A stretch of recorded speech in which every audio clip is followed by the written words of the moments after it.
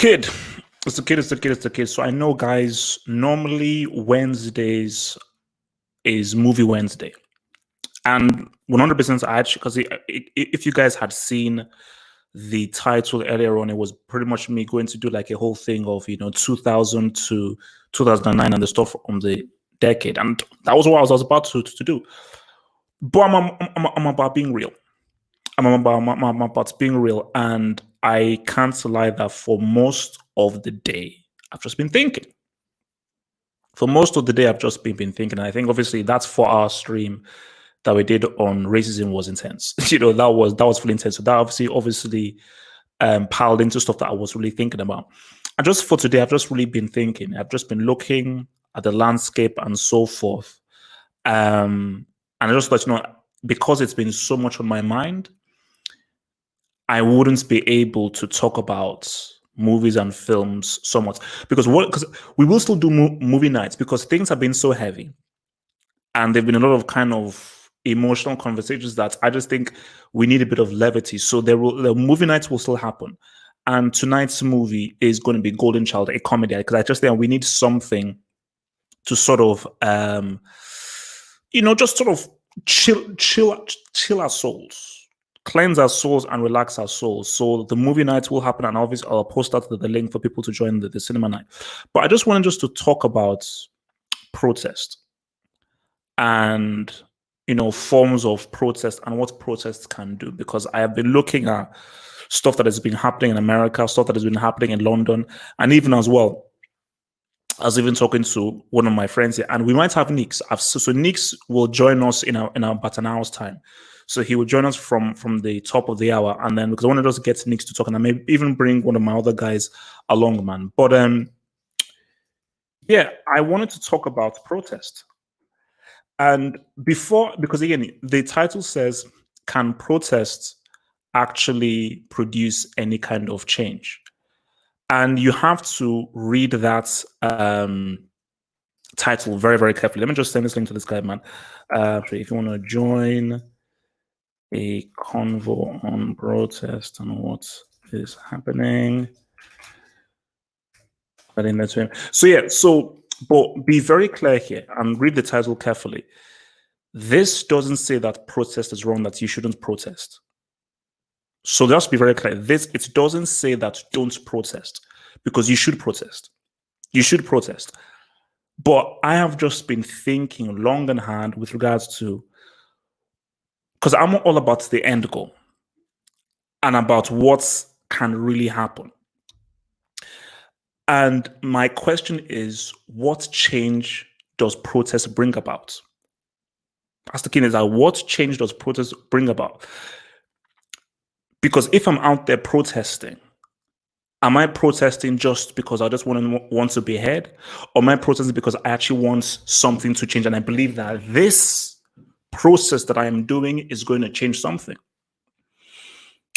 So I think the first thing to do is looking at different forms of protest.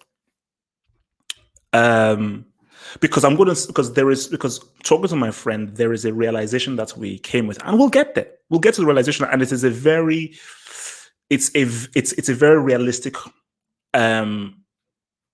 conclusion that we reached. But before we reach that conclusion, let's just take those baby steps. So let's just deal with this. A system. We have a system, and this system oppresses us. And we are angry that this system oppresses us.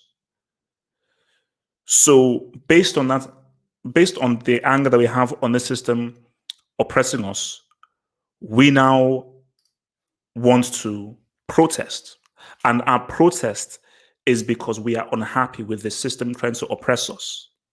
Now, that protest that we are doing, yes, it is a response to us being oppressed, but it is with the intention of, we don't want to be living under these conditions. That is what it is. Like, no, we're not happy with this. We are not just protesting because we are unhappy. We don't want any change. We're protesting because we're unhappy and we want these things to change. So the key thing is that I put myself inside the mind of the oppressor, inside the mind of the person who has the system. Keep in mind, I'm sitting on the throne. I own the system. I am the system. if I see the people who I'm oppressing peacefully protesting, do I change my system? The peaceful protest is to appeal to the humanity of the oppressor. The peaceful protest is to appeal to the morality of the oppressor, that through guilt, they can look inward and say, what we're doing is wrong. And we have to change our ways. But if that oppressor doesn't have that moral compass, doesn't believe what they're doing is wrong, and wants to maintain that system, a peaceful protest isn't going to do anything if they don't have that feeling of guilt, or they don't have any basic sense of morality. That's a peaceful protest.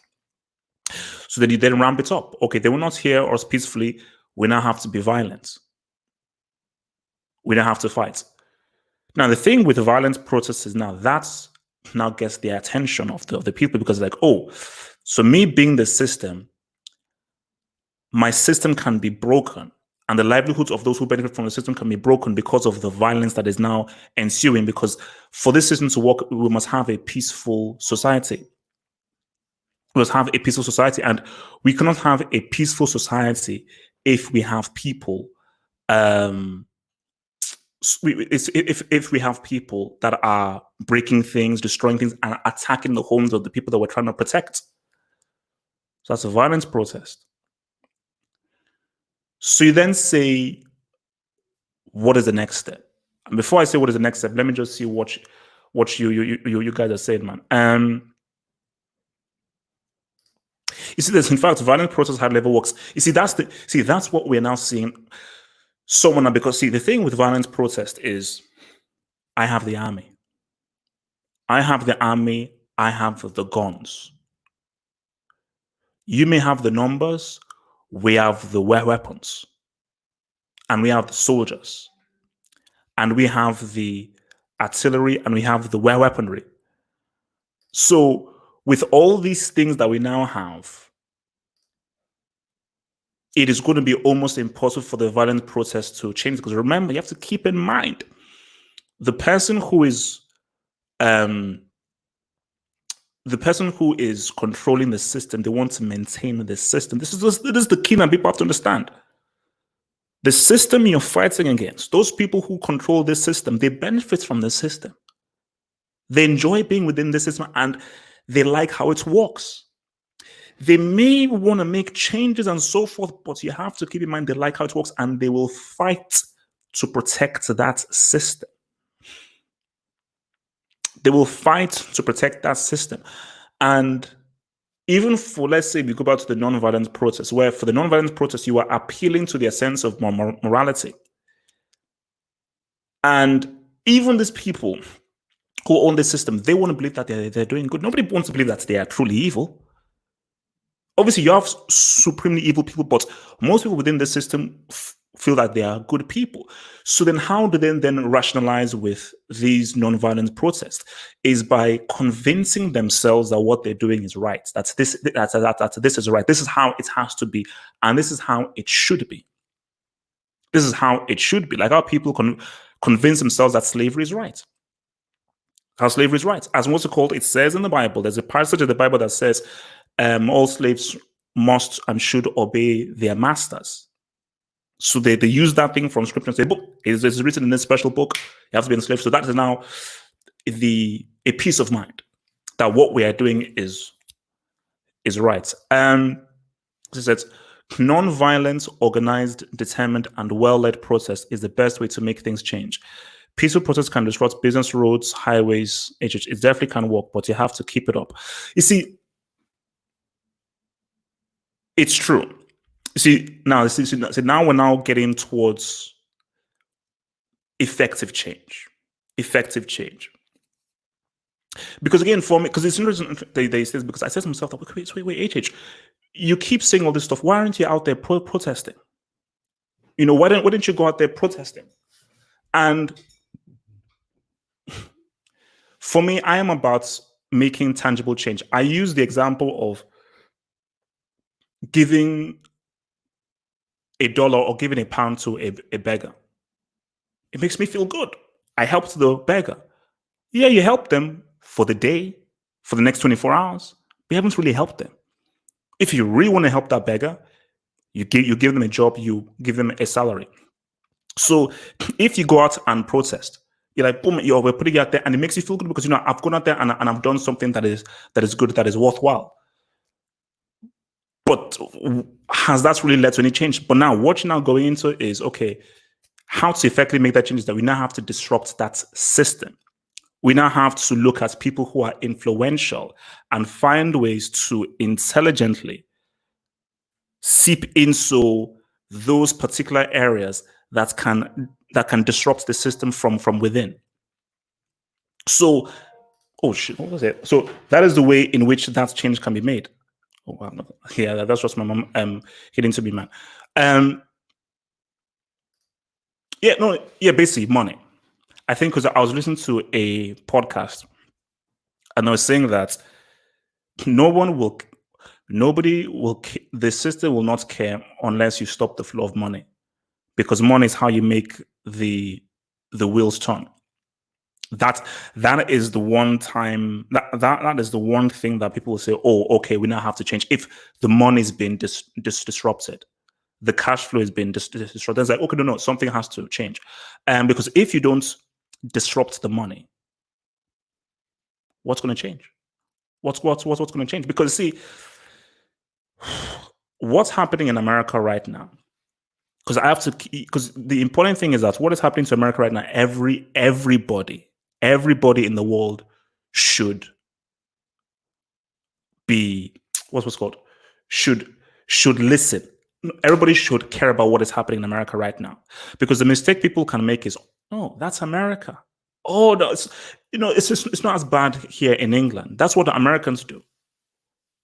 But no, it's a human problem. It's a human problem that is happening. It's a global problem. And the biggest mistake you can make is, oh, that's in America, doesn't it concern me? No. This is a global problem. It's a human problem, because protest and fighting for rights and fighting against injustice, that's a human thing. That is a human global problem. There are injustices everywhere. And you see, the key thing that what you're seeing in America is that, is the protesters and the looters. The protesters and looters, because what angers me is what people are focusing on. Because guys will be like, look, all these guys who are looting, they're doing this, look, these guys are terrible. And it's like, whoa.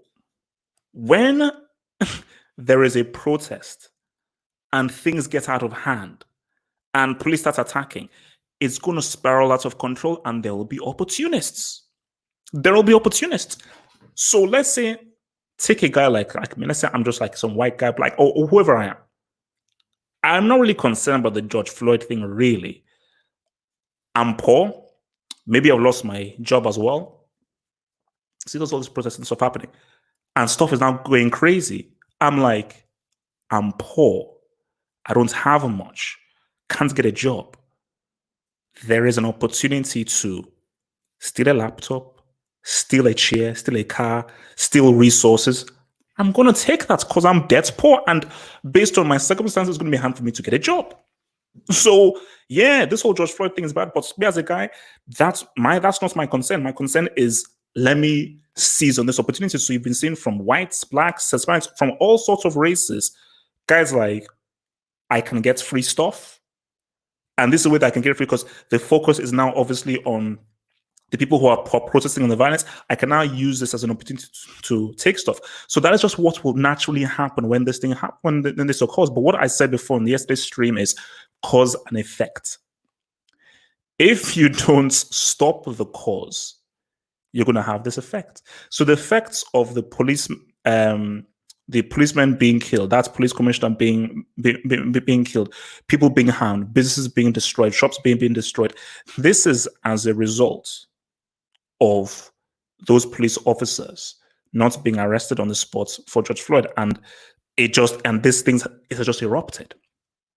It just erupted because America thought that they would get away with that. So, but back to the whole thingy of protest is, and that's why I asked the question. So just to circle back, remember, you should protest. I am not saying that you shouldn't protest, You have to protest, because even if it doesn't change anything, you have to at least let people know that this is wrong. So protesting as a basis should always be done. But the key thing is, the key thing now is you want to change because you want things to be better. Because you're doing it because you want to achieve a goal. Yes, you want your voice to be heard, but you ultimately want to achieve a certain goal. This system will fight to maintain itself.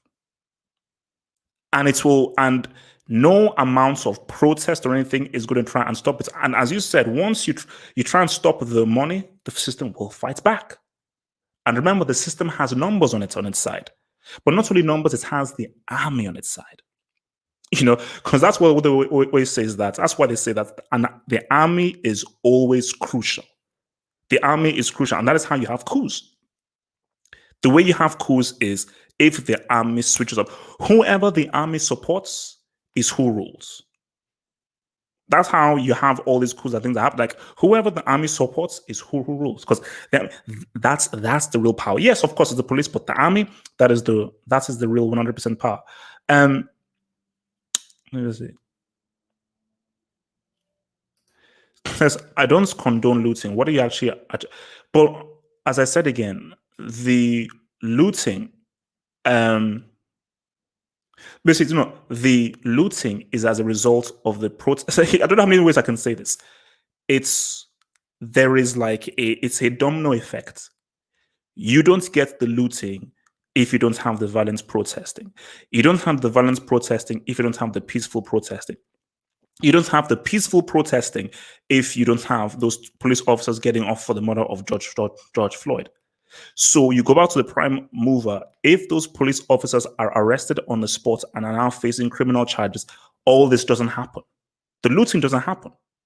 The looting only happens because of America's way in dealing with these kinds of things. So that's so because the thing that just frustrates me is people are viewing this in isolation. Like, oh my gosh, how can you loot? This is so wrong. But you have to look at the bigger picture. If you just look at it in a microcosm, of course it's wrong. Of course it's wrong to steal from someone's business. But you have to see how we got here. There were several steps that happened that led to how we got here, and if you ignore those steps, then what? It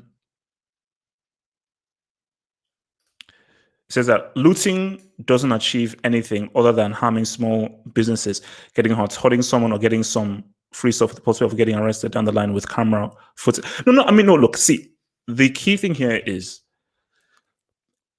America is going wild right now. Hence why I don't even know how this is going to end, because things are now going wild.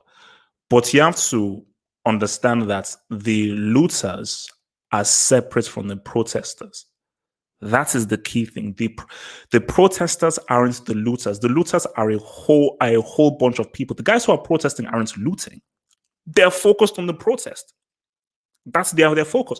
And the weird thing is that the media are trying to lump the protest and the looters. And no, the looters are a separate entity. But the danger that is happening is people are just saying, oh my gosh, this looting is bad. How can you loot? This is terrible. And they are completely ignoring how the looting came to be. You see, that's what people are not realizing. America wants to maintain the system. They want to maintain the status quo. And the status quo is, this is how our police force works. And this is how we deal with our police force. And this is how we deal, and the kind of justice that we give to police is different from how we give to civilians, and we keep it moving. It doesn't matter whether this police officer has 12, 13, 17 offenses. It doesn't matter. This is how we achieve the status quo. And people had enough. They said, no, this can't happen. We're not going to protest. This is stupid, because my thing is that just that I was too young. The Rodney King thing should have been the tipping point, because that is literally a slap in the face. That is literally a slap in the face. This guy was beaten almost to death by 5, 6 police officers, and they got off. You know, and the thing about the Rodney King thing is, by those police officers getting off, they saw what happened. Okay, yes, there's protesting, but whoa, we can actually we can keep going. Yep, they'll have their rap music. Yes, Tupac will say things, but yes, because see, that's the key thing. They did protest. The LA riots, they did protest, but the system was cool. They'll say they did protest. Did they protest for the whole of the 90s? No. Eventually, it stopped. So we go to Ferguson. They protested. Eventually, it stopped. So the system, again, remember, getting into the mind of the system is saying to itself that eventually this will stop. Eventually they will forget. Eventually this will stop and we will go back to normal. The system doesn't want to change. But I'm just looking at this right now, and this might be the tipping point for America. This is why, like, again, I'm like, even now, I even need to just speak to my uncle in Atlanta, say, my uncle, like, please be safe. Please stay indoors and please be safe. I mean, obviously, I don't think things are going too crazy in Atlanta. Thankfully, I don't think things are going too crazy in Atlanta. But because my thing is that this could just, listen, this is the thing.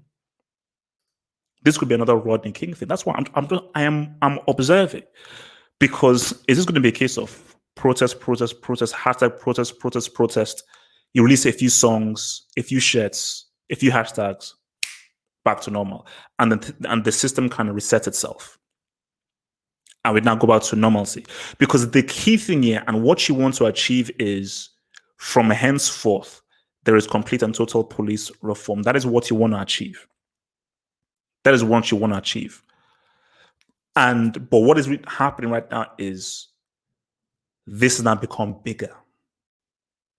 That's how things happen in life. Is they begin with something initially and they then grow. This was about get these police officers. They must be arrested. Then it was about police reform. Let's stop how police treat us. Now it's grown into racial equality, and now it fights for racism, as you see with John Boyega in London right now. So this is now expanded, because what you always have to, and this is what I have to always tell you guys, and this is what I've always learned myself, is always look at the bigger picture. There is always a bigger picture. Don't look at things on a macro level. Don't look at things in an isolated incident. Take a step back and be like, what is the greater thing being said here? It's not just George Floyd being killed and that's being wrong. It's about the police force, how they are trained, how they view Black people. Then you then go bigger. It's about the image of the Black man, how the Black man is presented, and how the Black man is presented as a threat, and how they view Black people in the world. All those things are connected, you know, which is the key thing here. The mistake people make is, oh, this is an incident, this is an incident, because people don't want to think. Don't just sit down, shush, think. Because this world is like a machine.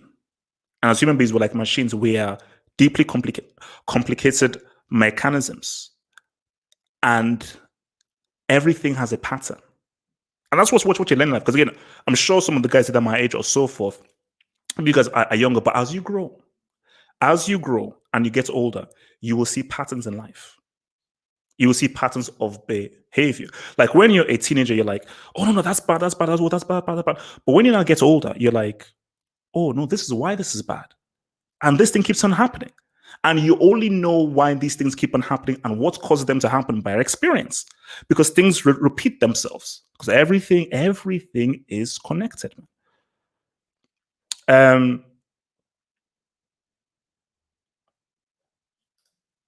The bigger picture tells you that progress. Oh no, you see, this is where I was even going to go to now, and this is kind of the conversation I wanted to have, and this is what I was thinking to myself.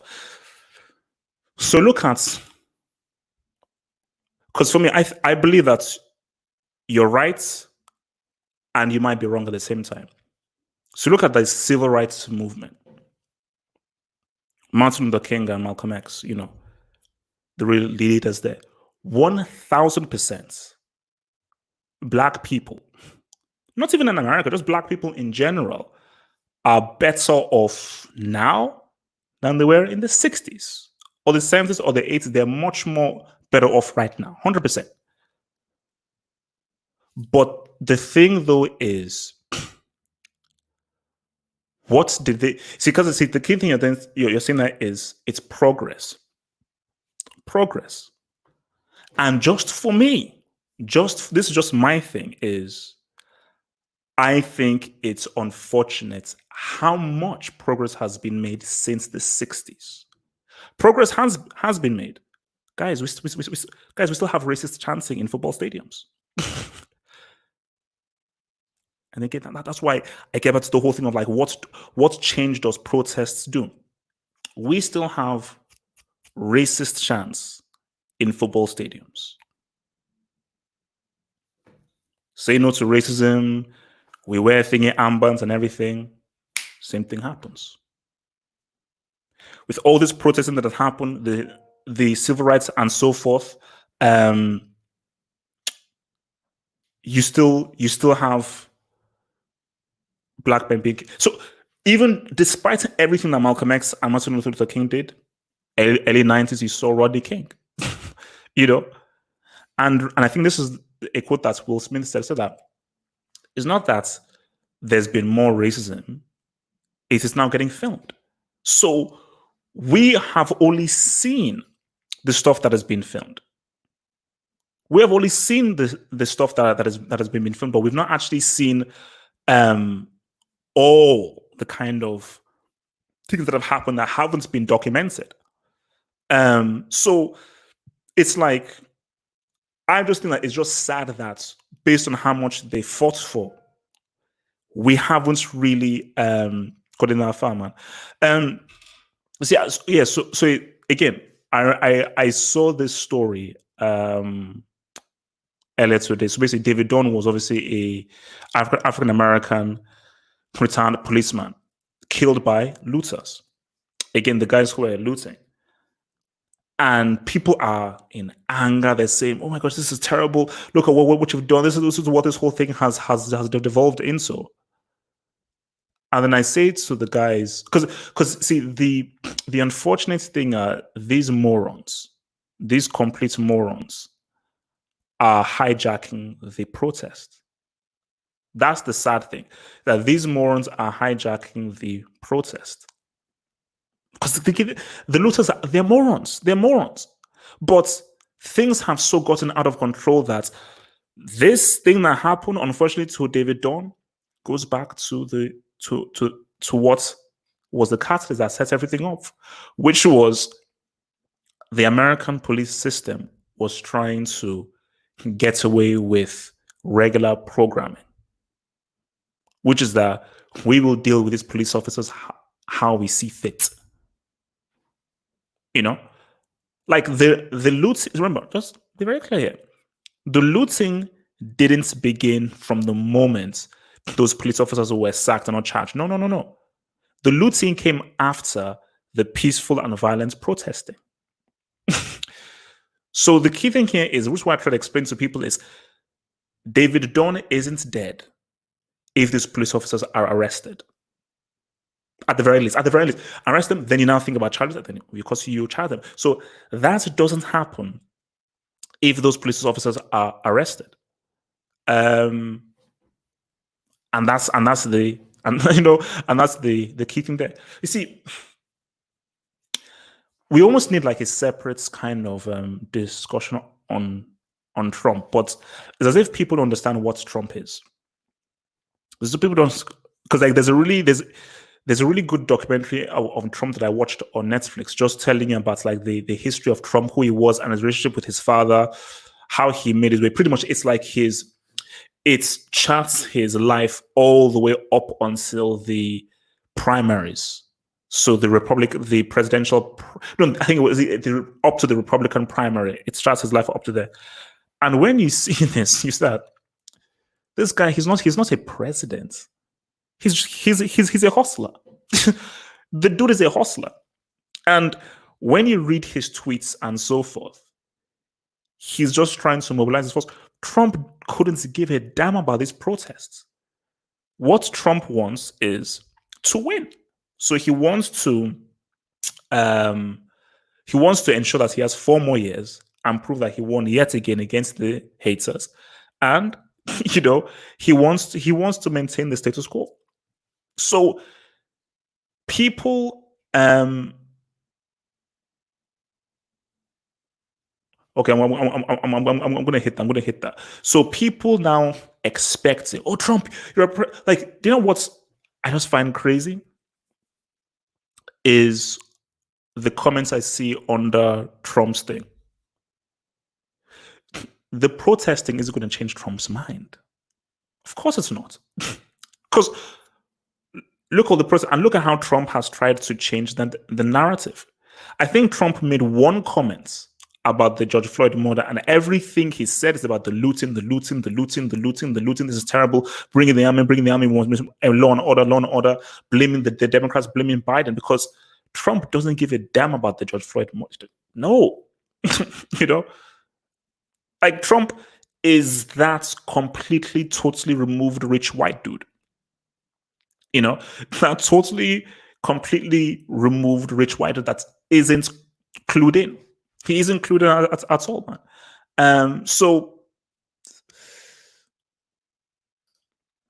Okay, Minnesota Attorney General Keith Ellison is increasing charges against Derek Chauvin to second-degree murder for his case, and also charging it. Yeah, rightfully so. Like for me, as I already said, based on what we know, it's minimum second degree, and I think if they investigate even more, I think it's going to be first degree, because I feel it was a premeditated attack. You definitely was a premeditated attack. So yeah, so this is what I want to say, because I mean we should hopefully be getting nicks from 8 p.m. So this is what I was discussing with my friend. So me and my friend were just talking and saying, okay, so peaceful protest, there's a violent protest, you talk, you shout, hashtag, it repeats itself. And this is what's the conclusion that we went into. Because I agree with what Captain Neva was saying, that you can cause change with money and so forth, stop the money flow and the cash flow, but that's still difficult if you're a minority. It's still difficult, and you still have to have people on your side. So what Black people want? You want true, real equality, the same, to be treated exactly the same as citizens. And this is my belief. That's impossible.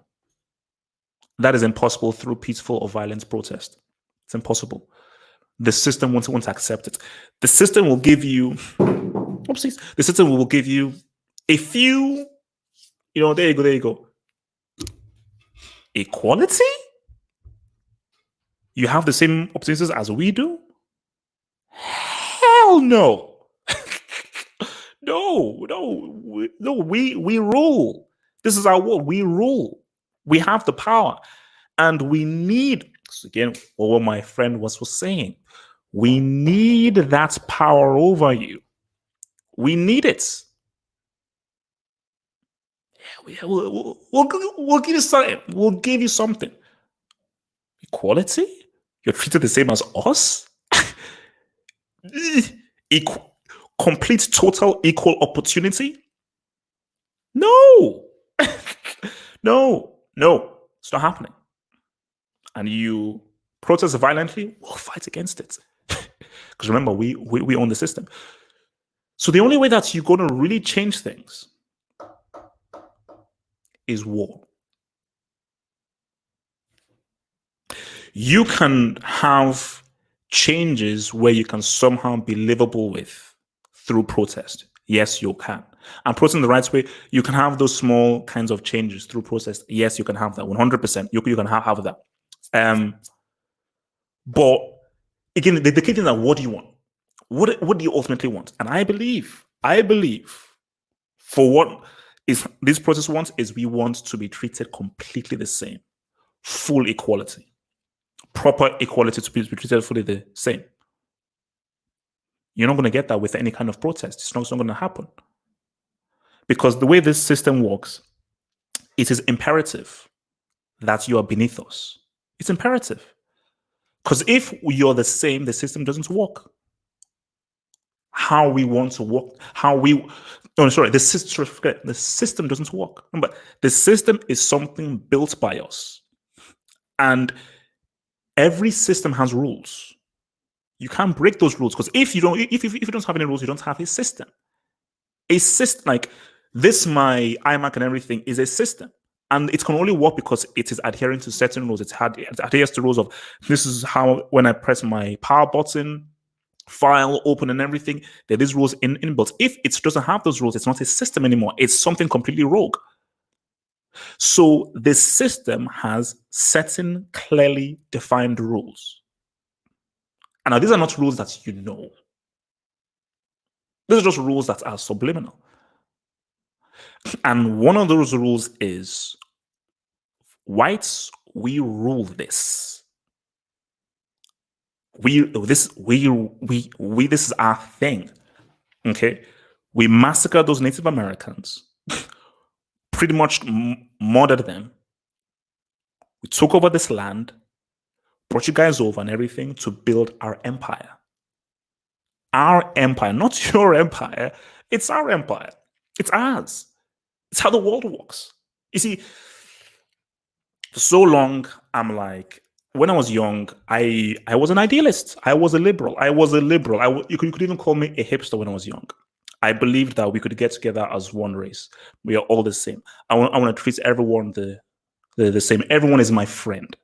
Black, white thingy, everyone is the same. I don't want to. That's how I was young. Then I got shocked. Life shocked me. I fought against my liberal views. No. And I still somewhat have them, because that's just who I am. I'm just a naturally nice guy. I like to think I'm a naturally nice guy, but life smacked me in the face. And life just said, this is how the world works. You can have all your views all you want. This is how the world works. What's it called? Platoon. War movie, Platoon. I think my machine had it. I don't know whether he said, because he said, I don't know whether it's from Platoon, but there's a thing that says war is reality. I don't know whether it's Platoon or Rambo. War is reality. Do you think that the colonies would have and take over a country if they just said, no, we must have your country, No, they're like, no, we're here to blow your brains out and take you by force. War. And that's the thing. Like, Martin Luther King and Malcolm X, they had to die. So because it was a war, they had to die. They were not going to really exact any change if they just peacefully protest and everything, because the system, Malcolm X and Martin Luther King were on the way of radically changing things, truthfully changing things. And the system reacted, because the system was like, oh my God, these guys are really changing things. And because it's a war, we're going to kill you, because we cannot have you changing things. You're too inspirational. You're feeding these guys red pills. We've been giving these guys blue pills for so long. And you're giving these guys red pills. They're waking up. Damn it. Take them down.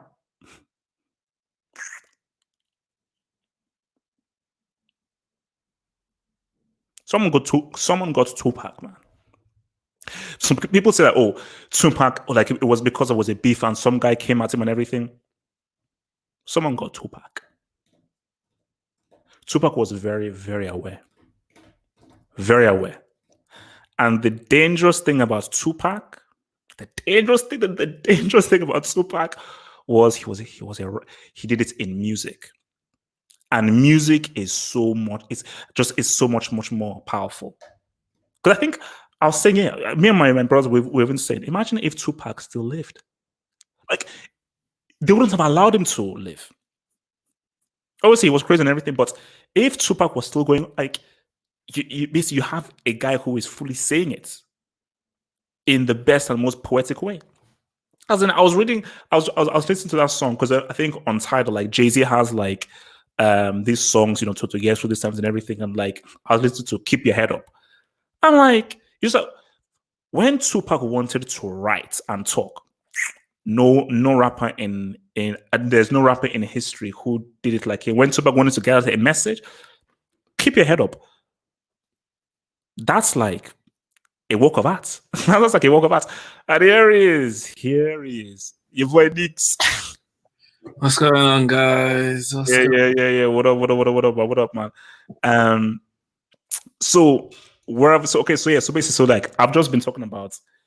You've been rambling on. Just retread. So basically, just talking about protest, peaceful protest, violence protest, and can protest really change anything? And I was talking to my Ghanaian friend today about it, and then we're both saying that like if you really want to change something, you're gonna have to have a war. You're gonna pretty much have to have a war to really change anything. So before we even get it, so let's just even go from the top. So, and this is the question that I had, because my thing was that you should always protest. You should always protest. Shout out to my boy John Boyega out there doing his thing, man. Shout out. You should always protest. But my question is that: do you believe protest truly changes anything, specifically the system? No, protest alone doesn't change the system at all.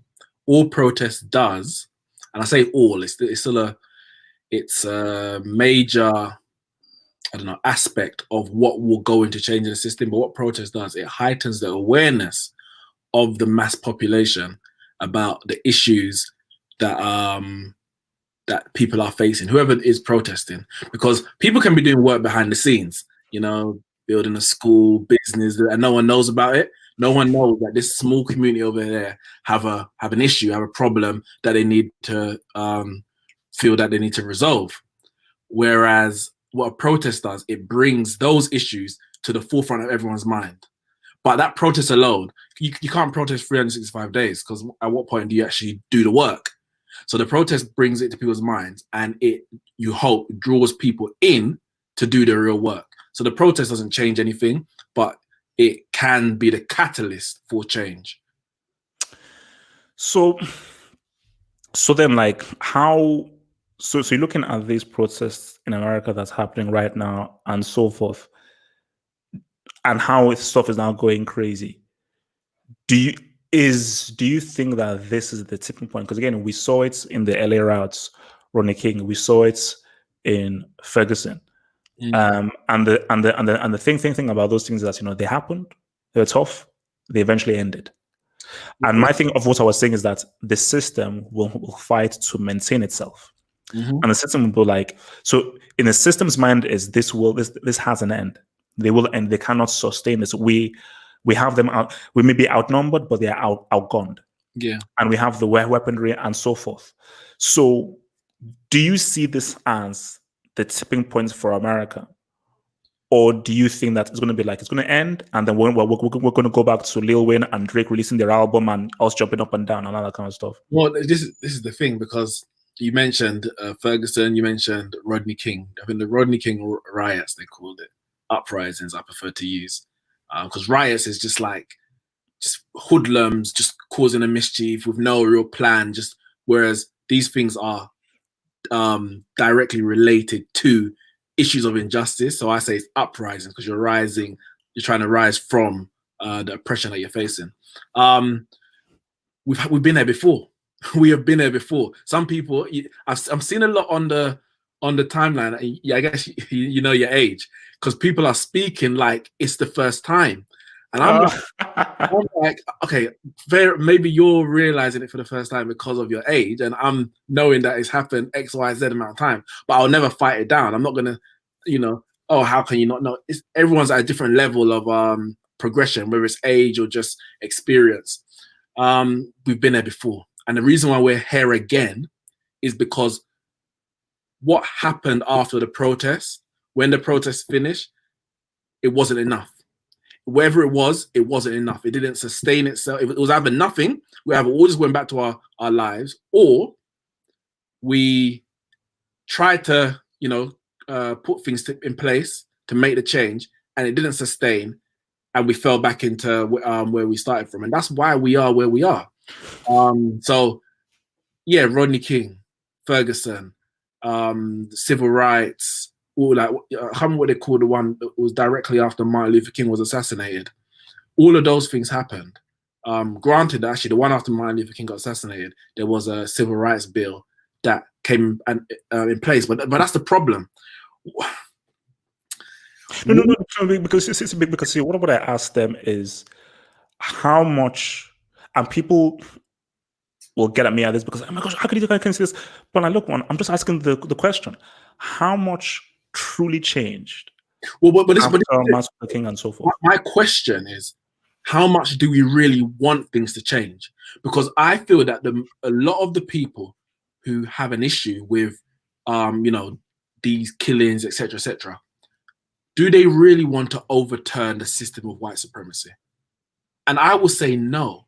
What they want is to be able to live comfortably within the system of white supremacy. So they don't want to overturn it. They just want to be able to live it within it. Oh, no, wait. Rights. Please let me live.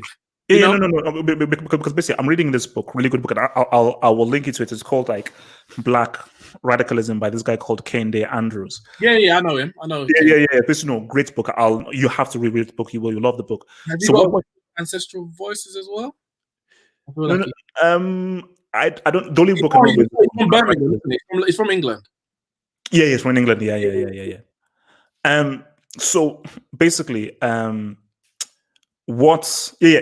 I'll send you the email, don't worry. Let me just get this out. So basically, what he said in the book was, he was talking about the differences between Malcolm X and Martin Luther King. Because he said that Luther King was fighting for justice and equality within the system. Yes. And within the paradigm, whereas Malcolm X was saying that we have to overthrow that system. Yes. And fight for something extra. And those are two very different things, because you cannot truly achieve any self-worth within that system, because that system is still controlled by white people, and they will fight to keep themselves at the top of that system. Because, as I was saying again, every system has rules and has paradigms, and part of the rules of the system of white supremacy is, no, we are at top. We will give you something, we'll give you a bit of things, but you have to maintain that we are at the top. Yeah. Which is why the key thing here is this. For example, I did that whole Blackout Tuesday thing. That I was okay, and people said, "Oh my gosh, you don't go into, you don't do hashtags, you don't do hashtags." And yeah, I don't. But I say, okay, let me be real with you. I did it because Viola Davis did it, and I'm a huge fan of Viola Davis. So, but I said to myself, you know what? Let me do something that every other Black person is doing. Let me just do it. And then once I did it, I say, okay, guys, I did it. Now what? Now what? Now what? This isn't a case of like, we're going to just do it for one day. It will look really cool, and tomorrow we'll just say, oh, okay, no, okay, I did it. Okay, so, because see, the key thing now is that I look all of these guys protesting and everything, and I'm like, are we now going to have a case of where we now support Black people, support Black businesses, support Black media, and try to actually build that up as a unit? Because, as I'm sure where you're going into that, you cannot. More so than even, because again, and I agree, we have to support Black business, support Black media, but these things need to be in the context of Black organization, because supporting BET, which is just a Black channel on a white network, isn't the same as creating our own network. What supporting a Black movie star, let's say John Boyega in Star Wars, that's one thing, but creating our own production company, producing our own films, is another thing. John Boyega in his thing today, when he was out in Hyde Park, and he spoke about his fear of the career. He doesn't know what career he's going to have after this. He may, like Colin Kaepernick, he may be blacklisted. But if we had our own production companies and our own media companies, he won't have to worry about that, because he's going to be employed by us, and we would not turn him away because he's fighting for us. But because we're, on one hand, we're fighting against the system, and on the other hand, we're trying to integrate into the system, it's a contradiction in terms. You can't, what do you say? You can't serve two masters. You have to pick one or the other.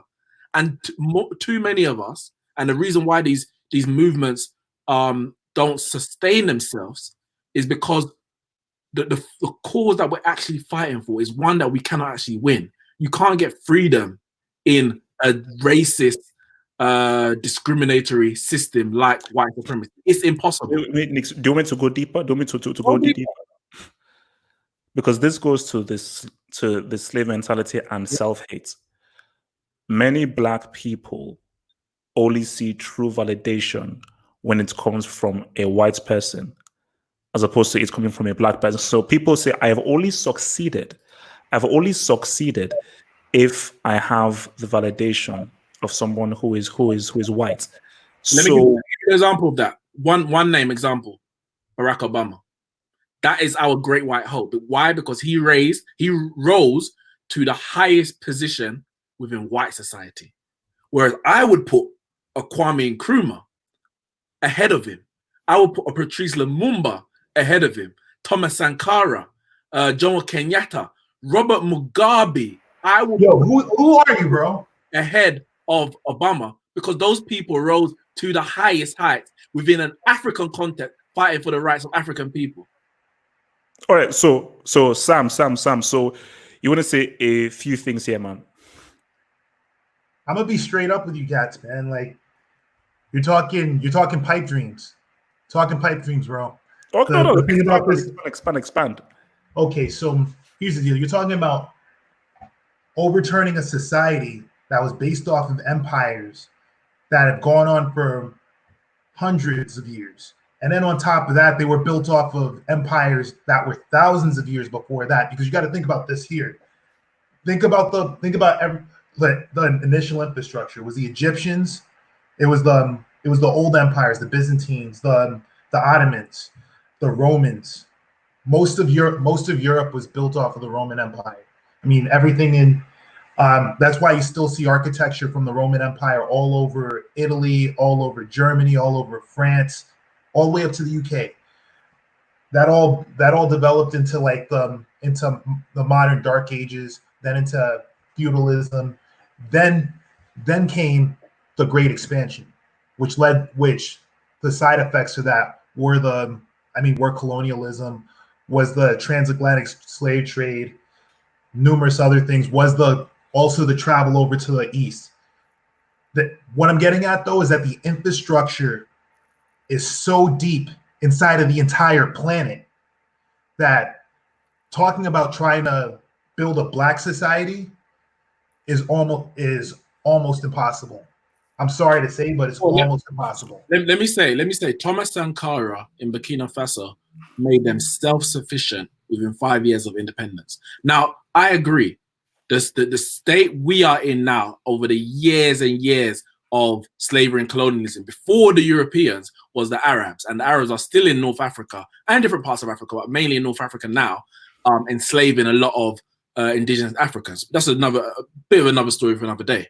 But it's a lot of things to undo. What I do know, however, is that trying to fight to be free within the system is an impossible fight. So I need to look at, in terms of, we will never be free within a system that is designed to keep us oppressed.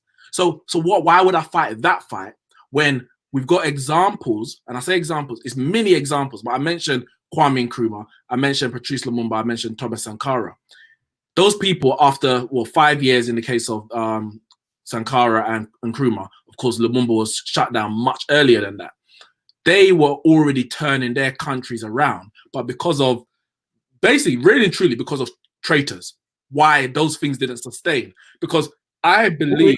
Is he the Congo guy? Lumumba is Congo, yes. Congo, yeah. and the Belgians, what they did there and what they're doing is absolutely disgusting. But those things were shut down after 4 or 5 years because of traitors within the society. But even what they did in those 5 years shows that if we don't have that, those kind of, we don't have, the traitors don't have the power to do what they did, there's so much more progress we can do. I'm not trying to create a system of black supremacy. So it shouldn't take us as long as it took them to get to where they are now. We just need to really go back to our roots.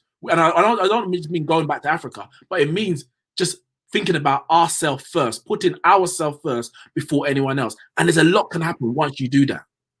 Okay, so with your point, it's going to be tough in countries like the West that most of us live in. I'm assuming from your accent that you're in the UK. Yeah. So the big thing about that is that when you think about populations, when you think about business, when you think about organization, you got to think about everybody else. Because in a lot of these more modern Western nations, more developed Western nations, there's plenty of people in there. Like I'm from the United States, so to just give you a rough estimate of our demographics are 72% white, and that's actually a breakdown. That's not all like white as you think it is. So of that white, I think it's 65% or 69% from the last census said 69% of that was non-Hispanic white, and then the rest of that was white Hispanic. So basically Hispanic, because Hispanic Latino is considered an ethnicity; it's not considered a race. So there's black. So yeah, there's black Latinos and there's like white Latinos, basically. Yeah, exactly. Yeah. So on top of that, you have 13% black. Yeah.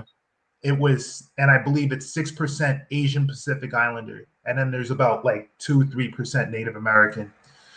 I didn't do the math. Well, that's why.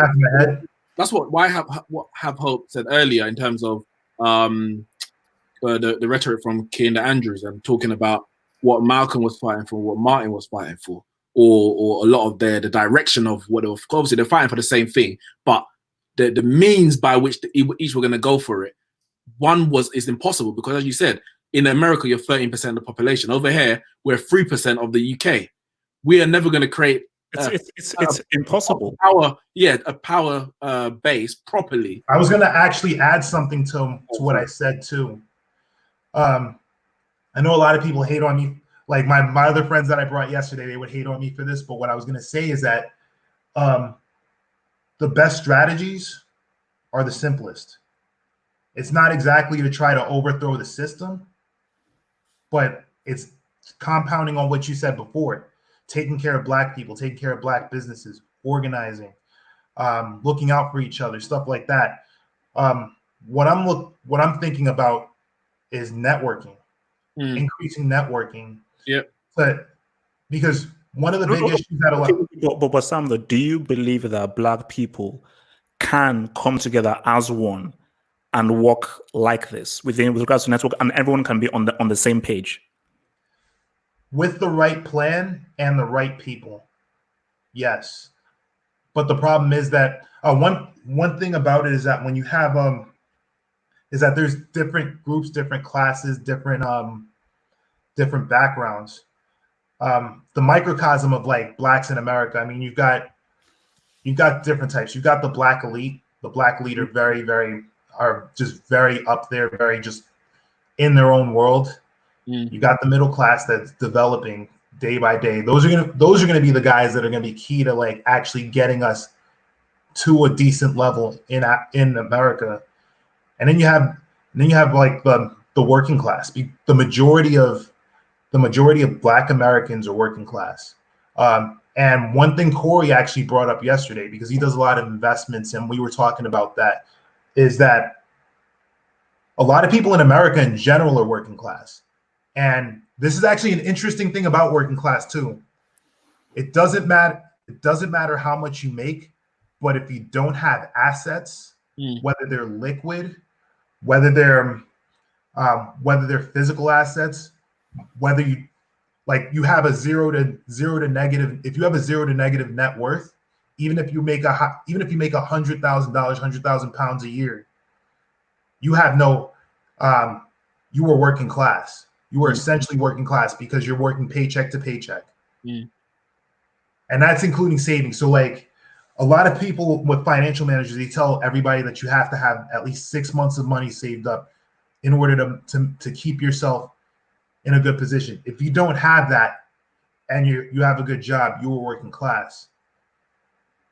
But one thing he brought up too was interesting too. If you have low income and you have a house and you have a house, you are not working class. You're middle class. So think about it this way: you make £100,000 pounds, $100,000 a year, and you have no assets, very little savings, working paycheck to paycheck, versus that guy who makes $50,000, 50,000 pounds, has a house that even if it's on a mortgage, as long as the mortgage has equity, that guy has a higher net worth than you, and that guy's worth more than you. And that's one of the big issues that's going on in America. A lot of black people are that working class. They don't have assets. They don't have and that means within the black community, even outside of personal assets, so like houses, we don't own enough things, if anything. Like the amount of so that's saying ownership is key. Ownership is we key. used to have so many black shops even in London, but a lot of them were on rent. Now, as soon as the landlord is ready to sell or move someone else in or raise the rent, you can't afford to be there anymore. We need to own buildings. We need to own places where we can do things that we need. Because every other community that we speak about, we look at the Asian community, the Jewish community in awe. How do they do that? How do they do that? As you said, some of the best solutions are the simple ones. We need to own things. We need to have things that if for example, they said, you know what, we're not going to teach black history in schools where, or black people can't come to this school, whatever it is, the segregation that you have in America. If we got our own schools, that doesn't affect us.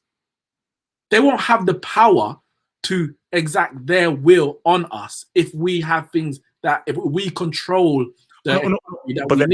So my question is, how do we then create these schools, create these companies, create these film studios, and have all these things in house? Because so one thing is like, so in a tangible way, how can you are at a disadvantage within this system already? I'm actually going to bring some stuff up because you're talking about a lot of stuff that already existed and already happened in the U.S. As far as schools, I mean, we still have these schools, a lot of them at least. Historically, we call them HBCUs, historical black college or university. Yeah. Back during the days of segregation, obviously we weren't allowed into white universities or every other university. So we created our own. We created places like Tuskegee University, Morehouse, Howard, etc. And over the time, as integration happened, really the big thing about those places were that they integrated too. So they let in white students, but there's still majority black schools, and they offer scholarships for black students. So it tends to be pretty subsidized for them. The big thing about it though is even at elementary school level, there's charter schools. Charter schools have been a program that have been used in inner cities to basically help students like improve their education at the K through 12 level. K through 12 is basically from our kindergarten all the way up to high school, so that they can prep themselves for college. The big thing about it is that you've got to remember that once you leave university or once you leave high school, because a lot of people still aren't built to do high school, is that people either need to go into a trade, join a civil service, or work in a profession, either becoming a doctor, becoming a lawyer, becoming a scientist. And there's obviously more jobs outside of that, but the big thing about it though is that those places require certifications, and a lot of those certifications are universal. So that's really the big thing, making sure that those schools that are providing you that education are prepping you properly for those certifications. I know we're talking in circles, but that's pretty much the ins and outs of it, and that's going to be important for it. I'll talk some stuff about business, about small businesses, but let's keep going. Oh yeah, so but because I asked Nick, so I want you to get your thoughts on this. So basically, with regards to protest, obviously you're obviously on the ground right there in America. Do you truly believe that these protests will systematically change things in America? Or what do you think these protests can? What change do you think these protests can bring about? So the thing with the protest is that there's a big difference. So when you start the LA riots, there wasn't social media back then. This was early 90s. It was just anything you saw in the news. It was limited to one city. It was only in LA and like basically Watts County, LA County and Watts County. And then like apart from that, it was just you still see the same arguments. People like, and the whole thing about it was that some people still had contested that. Then you had Ferguson. Ferguson was like the next big time we've had like a riot like that. That was still limited to Ferguson. I mean, Ferguson and basically St. Louis, which is basically around Missouri and Kansas. But this was on the Missouri side. So the big thing with that was that riot was still limited to just that city. And there was no video of this court case. So it was really hard to gain allies. Because this one is very much different. A lot of things happened over that time. Ferguson, I believe the case with Michael Brown that happened in 2013. Am I right or am I wrong? Anybody can put it in the chat. 2014. I think it was 2014. But the thing about it though is that if it's 2014, that's a 6 year gap. Over that time, one thing happened after that case, which somebody put in, that body cams were included. So cops were held more accountable through body cams. Oh, were they? That's the thing. They're held a little bit more accountable. A lot of these have to think twice about what they do. They're thinking twice, and they're still killing. But there's other things. I was going to bring up the other things, the other factors. So you got a couple more killings happened over that time.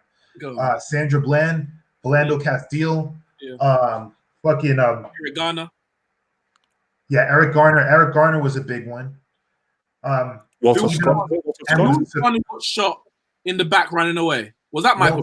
That's Walter Scott. Walter Scott was the guy who got shot running away. And even the one that was civilians again, kind of like Trayvon Martin, but this one was it was Ahmaud Arbery, which happened recently.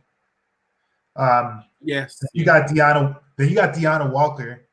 I mean, not Deanna Walker, but like the EMT chick, Breonna Taylor, and then like it's just see what came to a boiling point. Let me say, you see what my issue is. My issue, and I don't have an issue with protests and uprisings and riots and that kind of stuff, because for every action there is a reaction, and I prefer this reaction than just going on Twitter and just saying hashtag we want justice. If you go out there and make some noise, things can change. But I was going to bring that up too. Let me just say, all right, cool. My issue is that a protest, a riot, uprising is reactionary, and a lot of our behaviors are reactionary. So you mentioned the body cams, and someone in the chat who's bigging it up. These are changes to the system. We are dealing and masking to an extent the symptoms of the problem. So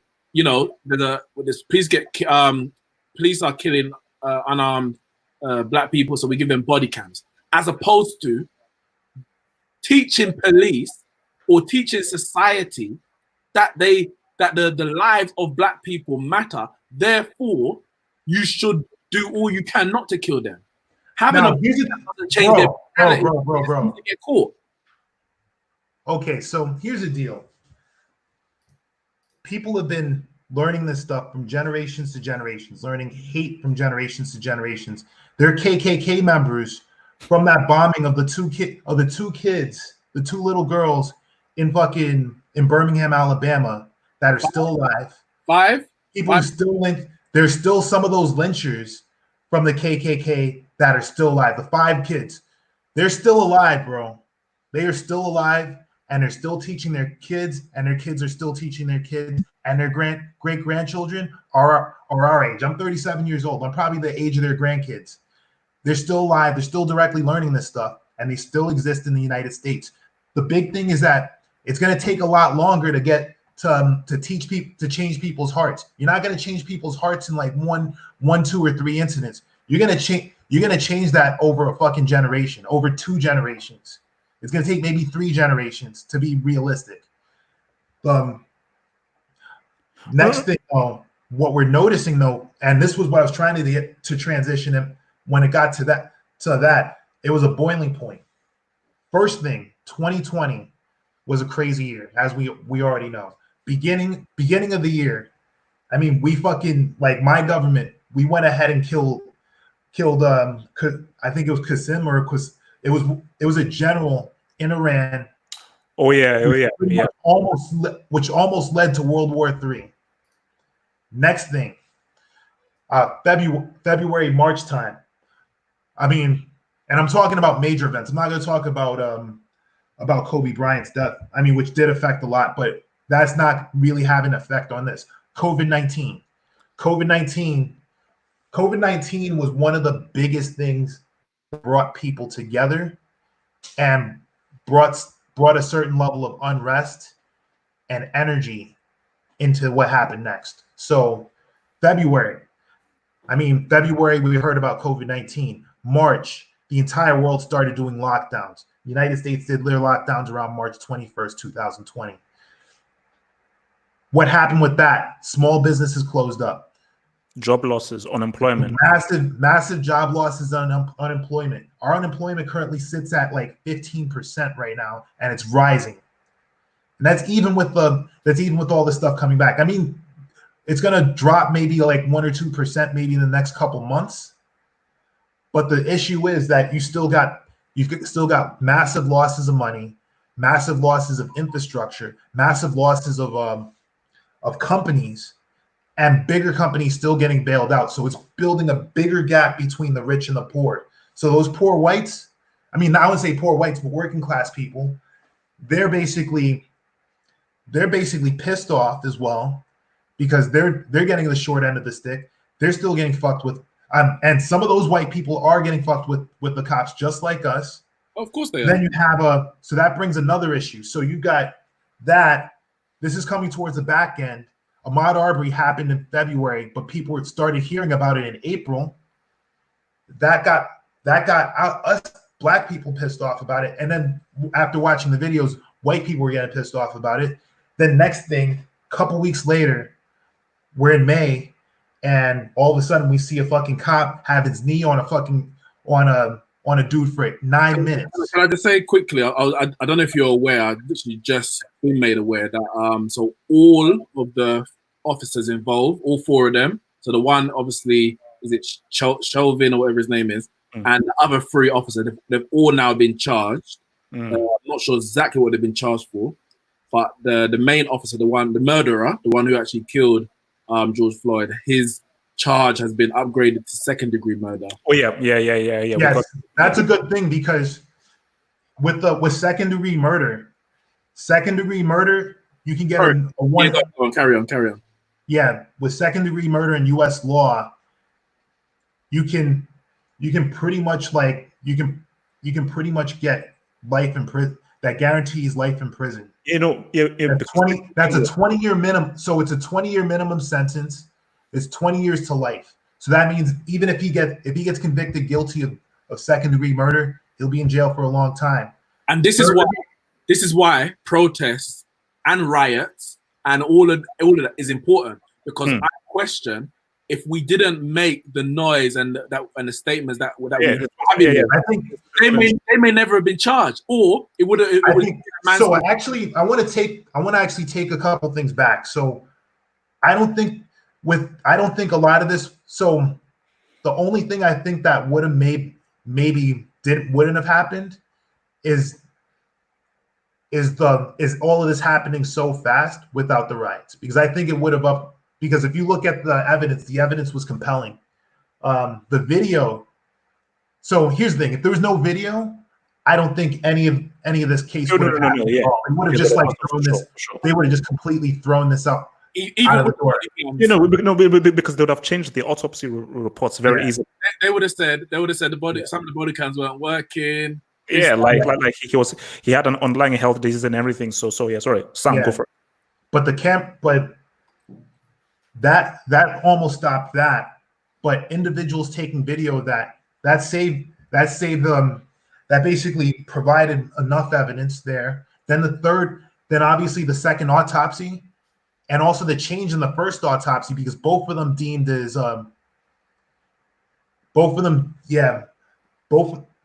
deemed.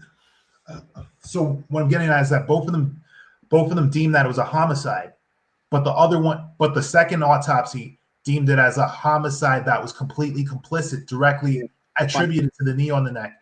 But there was also a message in that from the doctor who did the second autopsy, which he said that the compression on the chest of the compression on the neck and chest of Mr. Floyd, that you wouldn't be able to find that in an autopsy, but you would be able to find that in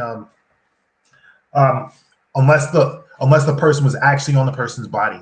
So like if it was, his chest would have had to been compressed already, because what normally happens is that when you die, your lungs fill with fluid.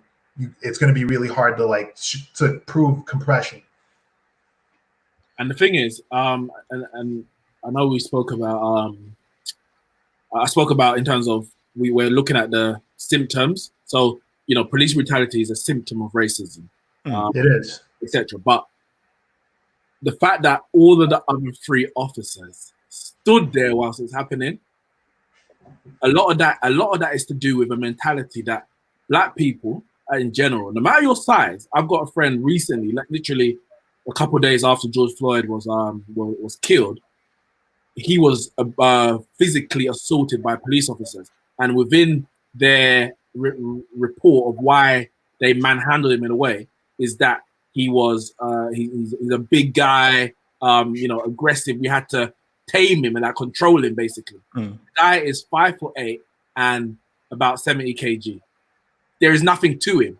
Oh no! But it goes back to how blacks are seen as animals. They are brutes. So when you got this police officer on his back, the three other police officers who aren't on his back are looking at it like, yes, this is how we need to deal with him, because if we don't, we know black people are wild. That's a racist or prejudice mentality that we have.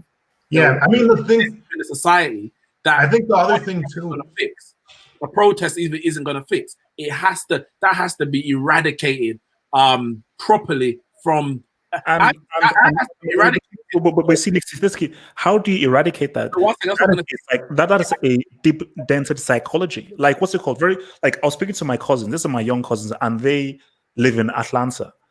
They're like 7 or 8, and I was speaking to them, and there's even still separation amongst races in their schools, and they're 7 or 8. So this is like a full, because again, I think someone said in the stream yesterday that, are people born racist? Of course not. Babies are like, they just see whatever. It's taught.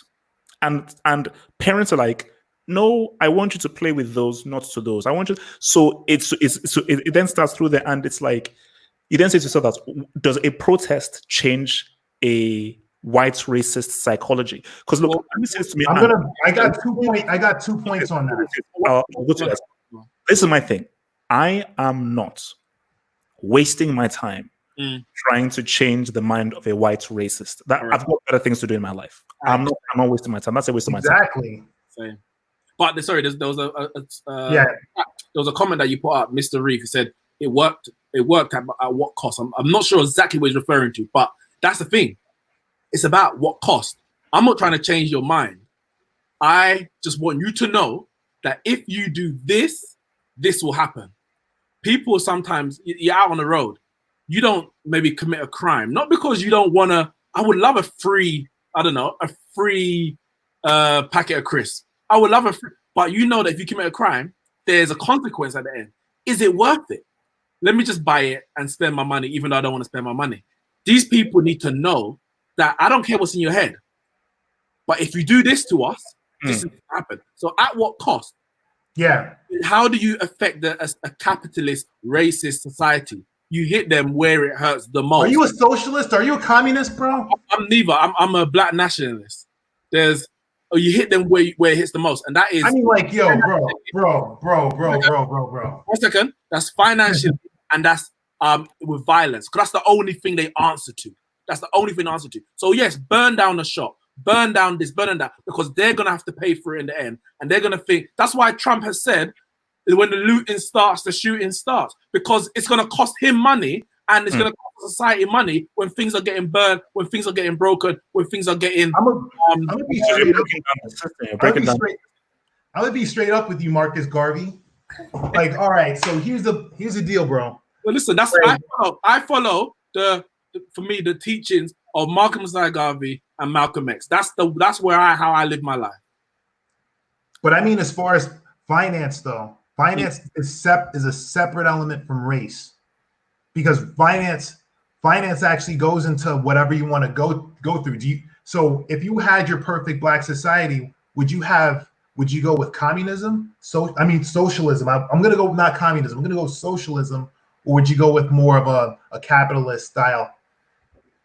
Honestly, I haven't analyzed it that far, because the situation we're in, and I know in my lifetime and probably in my grandchildren's lifetime, we're not going to get to the point where we have that. So I'm saying we need to create whatever society we decide to have, whether it's capitalist or socialist or whatever, it needs to be controlled by us. No. The thing about it, though, is that creating I'll be real with you guys. You see, because it's so funny that you say this, because I was actually reading up a bit on capitalism earlier today right now. And you see, I don't think there is a perfect system. So you can only do with what system works best.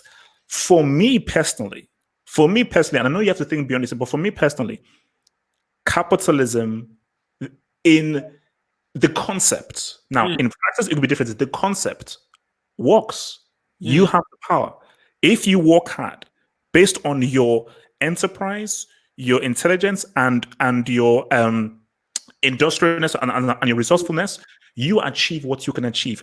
Nobody can decide what you achieve. Go out there, achieve what you want to achieve. But at the same time, you want everybody to be given a fair chance to get to that point. But the problem is, though, that like, so the key thing is that you got given the access. You failed, but you got given the access. The wrong thing is that I wasn't even in the game to win. How can I win if I wasn't even given access to the game? So in practice, what you have is that people aren't even given a chance to be in the game. You know, so that's right there is the issue. So if you're creating a system, everybody must be given a chance. So if you're lazy and you make mistakes, that's on you. But you are given the chance.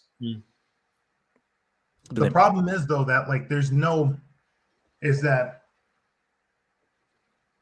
perfect part of it, because like when you think about a lot of the best economies, they're just like what Daniel Lukumbo just said here, a capitalist society with social programs, because that pretty much gets the closest to what most people want. They want something where people have a fair chance, where people who are maybe have some disadvantages have a few things to help them to get along. But the problem about it, though, is that if it's unchecked, if it's not done correctly, it can lead to communism. So if you lead to you don't want to get too far into communism. And the main reason of that is because you'll get into a system where, everybody gets everything at the base, but there's only a certain ceiling you can get to. It limits ceilings because one thing you notice in a lot of places in the EU or in like Norway, I would say places like Norway or Finland, Sweden, like Scandinavia, like even for people there, you're pretty much stuck in your class. You like if you're middle class, you will be middle class for the rest of your fucking life. If you want to be rich, you can't. You got to leave the country, or you got to or you have to come up with something completely and utterly that's like astronomically inventive. In the States, to give you an example, if you got a good idea, you got a plan, you can make it, man. You can make it. You just have to figure out ways to get the American dream. The American dream is real. The American dream is real. To reference one of the listeners, who commented, at what cost? At what cost to get there? And the reason why I say that, I bring it back to Obama. People speak about Obama as, well, we know his slogan was "Yes, we can." He fulfilled this. I'm quoting, by the way. I don't believe this, but he fulfilled the dream of Martin, and some have gone as far as say Malcolm, and how dare they? But of his forefathers, basically. Now, how do you get to the presidency of America? You can't. You're not fighting for black people. Impossible, because the presidency of America, whether it be Republican or Democrat, because Obama, who controls that whole presidency thing, man? That's who, it. Who gives you the access? All right, let me talk from an American standpoint on this. Wait, let's Nick's land, and then I'll go to you, Sam. So Nick's. To get there, you have to aim and declare that you are going to uphold the system of capitalism and white supremacy in America. If you don't uphold that, you will not get there. So that is not a position I want to aspire to, because as I said, at what cost? I have to give up I have to let my people, in one of a better phrase, let my people go. I got to leave you over there and say, you know what? I can't fight that fight because I personally want to get into the White House. And when you get there, then you definitely can't fight for black people, because whoever it is a puppet. So Donald Trump is not for black people. He's not for anyone that don't look like him. But I don't get caught up on this Donald Trump hate brigade, because he is just a puppet like Obama, like George Bush, like every other president before, and any other president that's going to be after, whether it's you're a figurehead. You're a figurehead. That's all it is. But then again, that's like almost any country. Almost any country, because one second. I'm gonna bring this back to Africa. There's a comment from Adaj Free. I don't know what his name is. Adaj. Obama has become so much realer after his presidency, and I wouldn't even disagree. There's some of the stuff that I'm seeing he's saying. I'm like, you weren't saying that when you were president. So you had to give up all of that just to sit in this power, this position of power, and do what? Bomb Africa, bomb the Middle East. That's not what I don't want to aspire to. That bombing my people. Yeah, Libya. No. All right, yo, let me step in on this, because like, here's the thing. Any government that you talk about anywhere, there's got to be checks and balances. Any properly functioning government doesn't. Sam, qualify, because Saddam Hussein nobody was checking Saddam Hussein. Basically, unless you're a dictator. That wasn't a properly functioning government. If you're a dictator, you're tier 1. So yeah. That's what I'm saying. Like all these spots that you're talking about that have like a dictator or something, like what's the GDP per person in a lot of those places? They're probably at the bottom. Because even China, the CCP, they oppress their people. They got a terrible human rights record, but they got a huge fucking cabinet of people. They got like a crap ton. And like, let's talk about Libya. Let's talk about Libya and Gaddafi. Let's talk, because we're talking about that's a dictatorship, bro. Oh, but look at what Libya. And I'm not a big Gaddafi fan, because Gaddafi was an Arab imperialist. He wanted the Arabs to come into Africa and populate Africa. But Gaddafi was no better or no worse in terms of human rights than George Bush or Obama in terms of how black people were suffering in Africa. The amount of wars, unjust wars that America have gone into. Oh my God. They want to talk about human rights. Wait.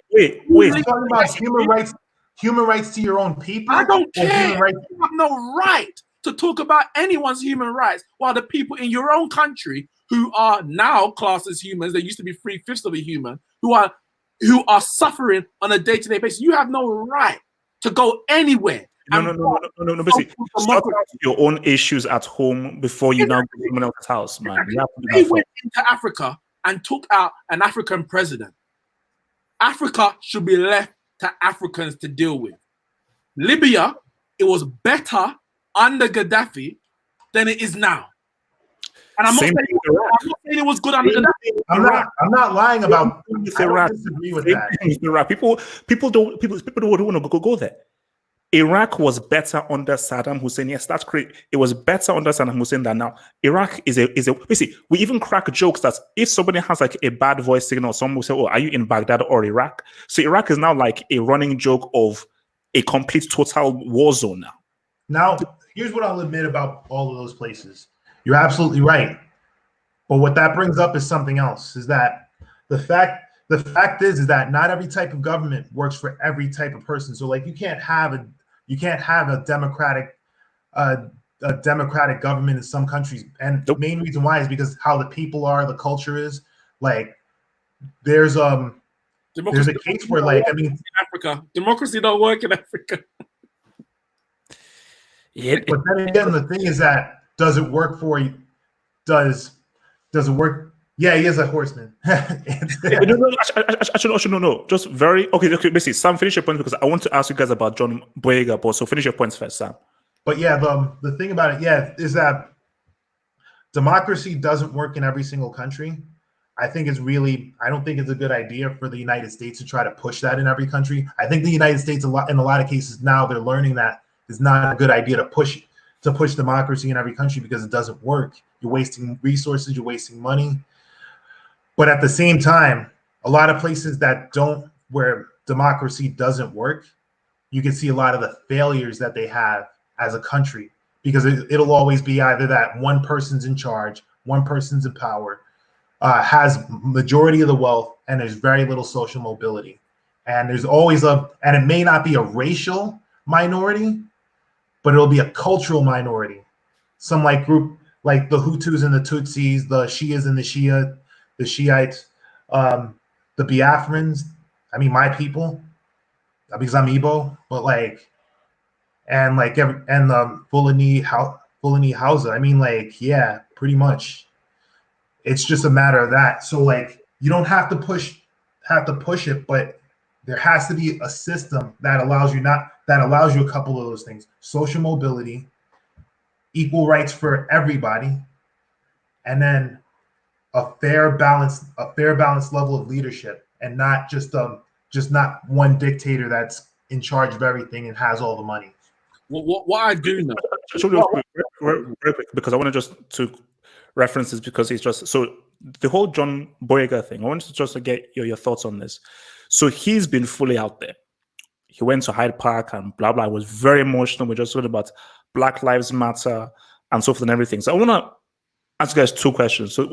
So one question, but I want to just say something first before I ask you guys this question. The first thing is that it's amazing what he's doing. Superb. It's superb what the guy is doing. But can I be real? Now, this is something real that no one will want to say, but I'll say because we're here to being real. John Boyega's career hasn't really been so good since the Pacific Rim Uprising film. So he's not really been that guy. Because my thing is, I'm not taking anything away from what he's done. What he's done is flipping amazing and he's showing a lot of balls. But how much is he truly losing? I'm going to get there afterwards.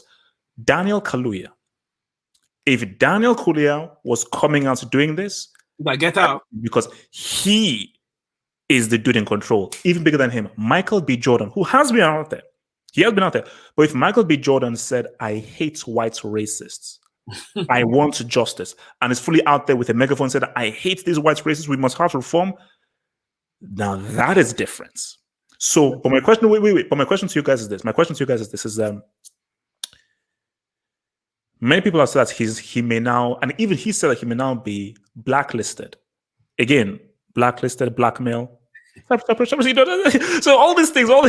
So basically, there's not a question of like him now sort of not getting any more roles. Him now being like whitewashed away from film projects and everything. Why do you think that is? And isn't that an indictment on what the issue is? That a guy who is saying that he is against white racists may now not have a career in Hollywood, or he's even risking his career in Hollywood. Well, I think, the fact that he even has to consider that is the issue.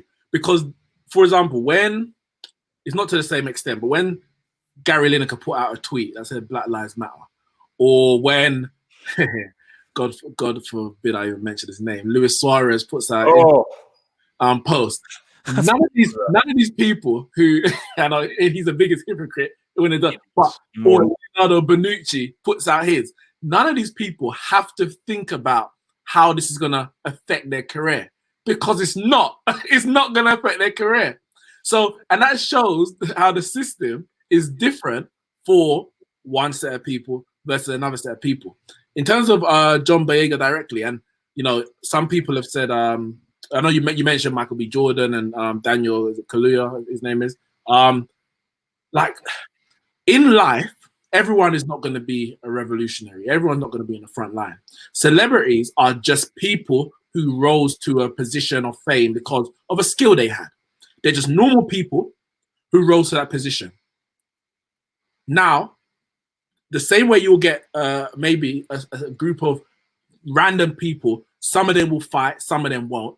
You're going to get celebrities, maybe to the same percentage-wise, where some of them will fight and some of them won't. So I'm not going to expect every celebrity to come out and make a statement, because I'm not expecting every person to come out and make a statement. They are just people who happen to be in positions of fame. It's the people who have been, who either put themselves into a position in the fight politically, or just in their normal activism on the ground. Those are the people that I'm looking for to make certain statements. And if there's someone who's got some notoriety, some following, who makes a statement to support that, then that's all good. But I'm definitely not looking them to do that. If it happens, it happens. If it don't, you're just another person who hasn't made a statement, like someone who isn't famous. They exist. All right, Sam? Okay, so going into that, I mean, pretty much what John Boyega, as far as his career, this is the thing that people need to realize about these riots and like about these protests. This is an unusual situation. This is a very, very unusual situation. People are acting like it's going to go, that things are going to be back to status quo, because 2020 has been an unusual year already. Crazy year. COVID-19. I mean, the COVID-19 economic crisis and these riots all together have compounded into something that's going to really change the way we look at things and the way we treat each other. So, because here's the thing, when like during when Black Lives Matter started doing their like movements back in 2014, like the only people who were posting shit about it were like basketball players and rappers. I mean, this time, and maybe like one or two like white liberal actors. I'm looking across the internet for this one.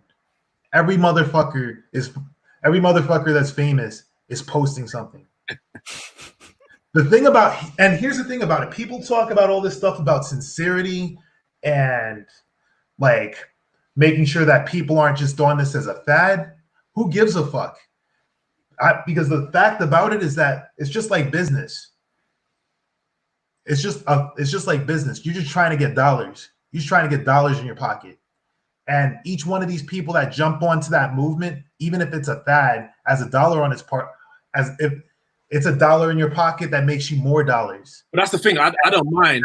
I don't mind those people like jumping on for, you might say, the train, because it's always happened. We can talk about, in nostalgic terms of the civil rights movement. But even at those times, you had celebrities I've mentioned before, the likes of James Brown, Chuck D and Flavor Flav, and you had John Carlos and Tommy Smith. Those people who there was a movement going on, and they kind of just jumped on the bandwagon of the movement. It's not a bad thing. And I would never call them out like, why are you jumping? No, why? Like, I'm not the gatekeeper for the Black Revolution. I want the more people, the better. What I will call out is the people who are hypocrites, where all year round you are, or you've had massive cases where you're displaying discrimination and racism, whether it be Chelsea Football Club, whether it be Liverpool Football Club, whether it be an individual, as I mentioned. But Nick, they will because no. What I'm saying is, you don't want to be left out. You don't. What is what I'm saying? So call me a hypocrite. I need this to ensure I'm not left out of the. It's those people that I would call out and say, you're a hypocrite. We don't want your support. The people who didn't say anything before and are now saying something now, thank you. We move. But I'm like, no, nah. You've shown your true colors already. You stay where you are in it, because we don't associate with you, and we haven't associated you already. And yeah, I said Liverpool because we know what happened with Liverpool and Suarez situation. I think one thing also we got to look into is another thing, and I talked about this yesterday with you, HH, and like a couple of my buddies. But forgiveness, and if people can change, because even if whether they change or not, that's one thing. We're trying. Do you believe in forgiveness? Do you believe in forgiveness? Forgive. Do you believe forgive and forget? I'm sorry. I forgive you. Let me love you. Depends on the level. It depends on the level of what's going on. If you killed my family or friends, I'm not gonna fucking forgive you. I'd be like, I hope you burn in hell. If you said some bad words about me that just were like an insult, I'll forgive you. I mean, because people get mad at each other. I mean, I've cursed at my friends and I cursed at my family before, like, and after that we're just like, whatever, okay, we move on. Racism, it depends. Like, you would have to really do something. Like, if it's something, so let's say it's something like you just say a racial slur to me, you would have to do a lot for me to forgive you.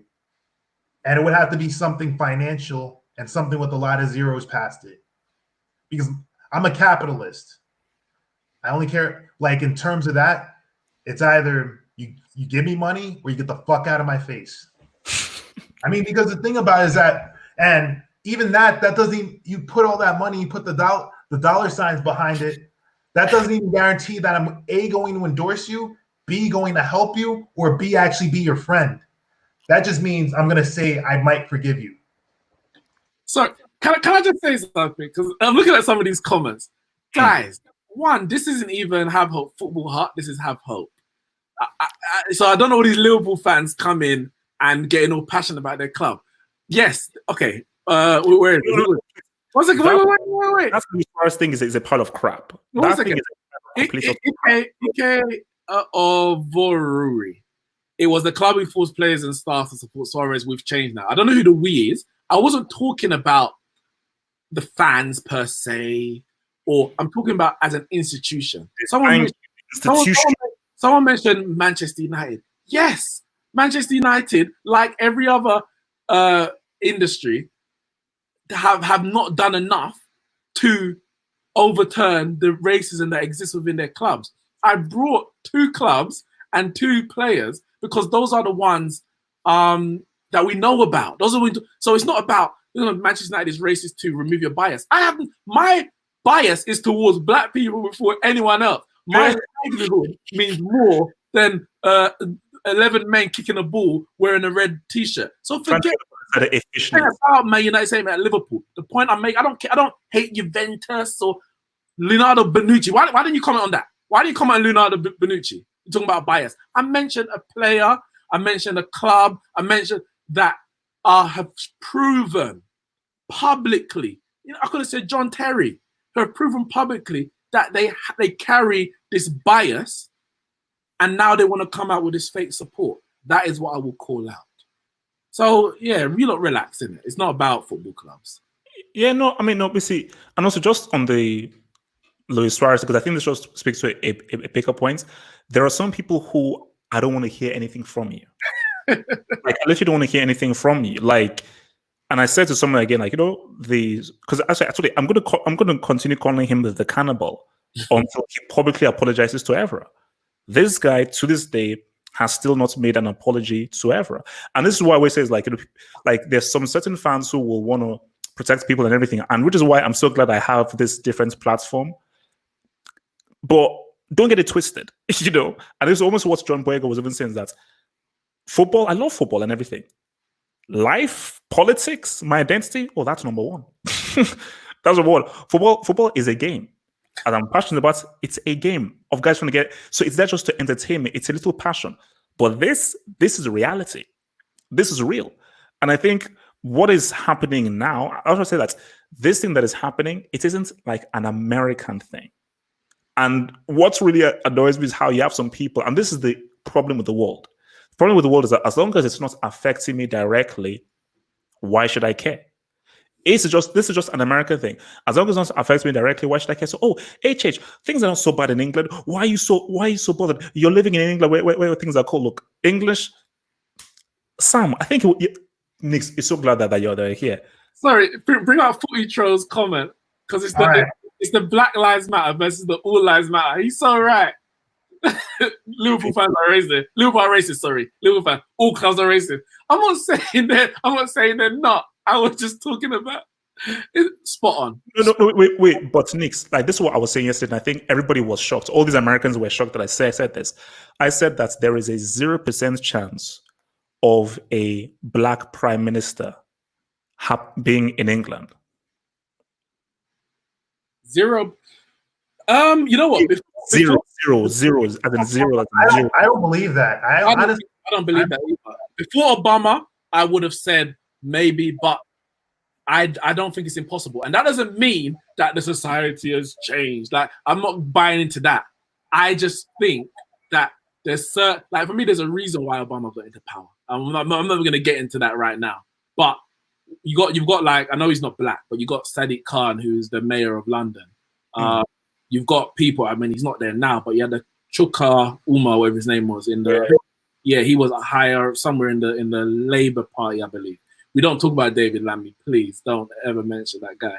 But we've had a number of black MPs who have been very, vocal and in the camera. Bernie Grant, Diane Abbott, for example. So I don't think it's impossible at all. But for me, it's not. That's not what I'm fighting for. If it happens, it happens. Cool, well done for achieving in your job. I become an accountant, you become an MP. Well done.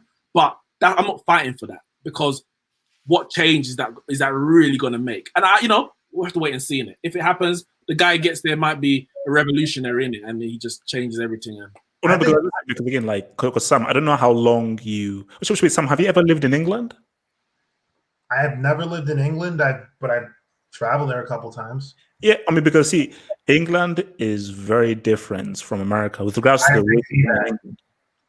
I saw that a couple times. It's like it's kind of weird how it is, because I met a girl over there who was like an American, and white girl. She lived there for like, I'm thinking 4 or 5 years, and she started talking like you British guys. I mean, like, what the fuck?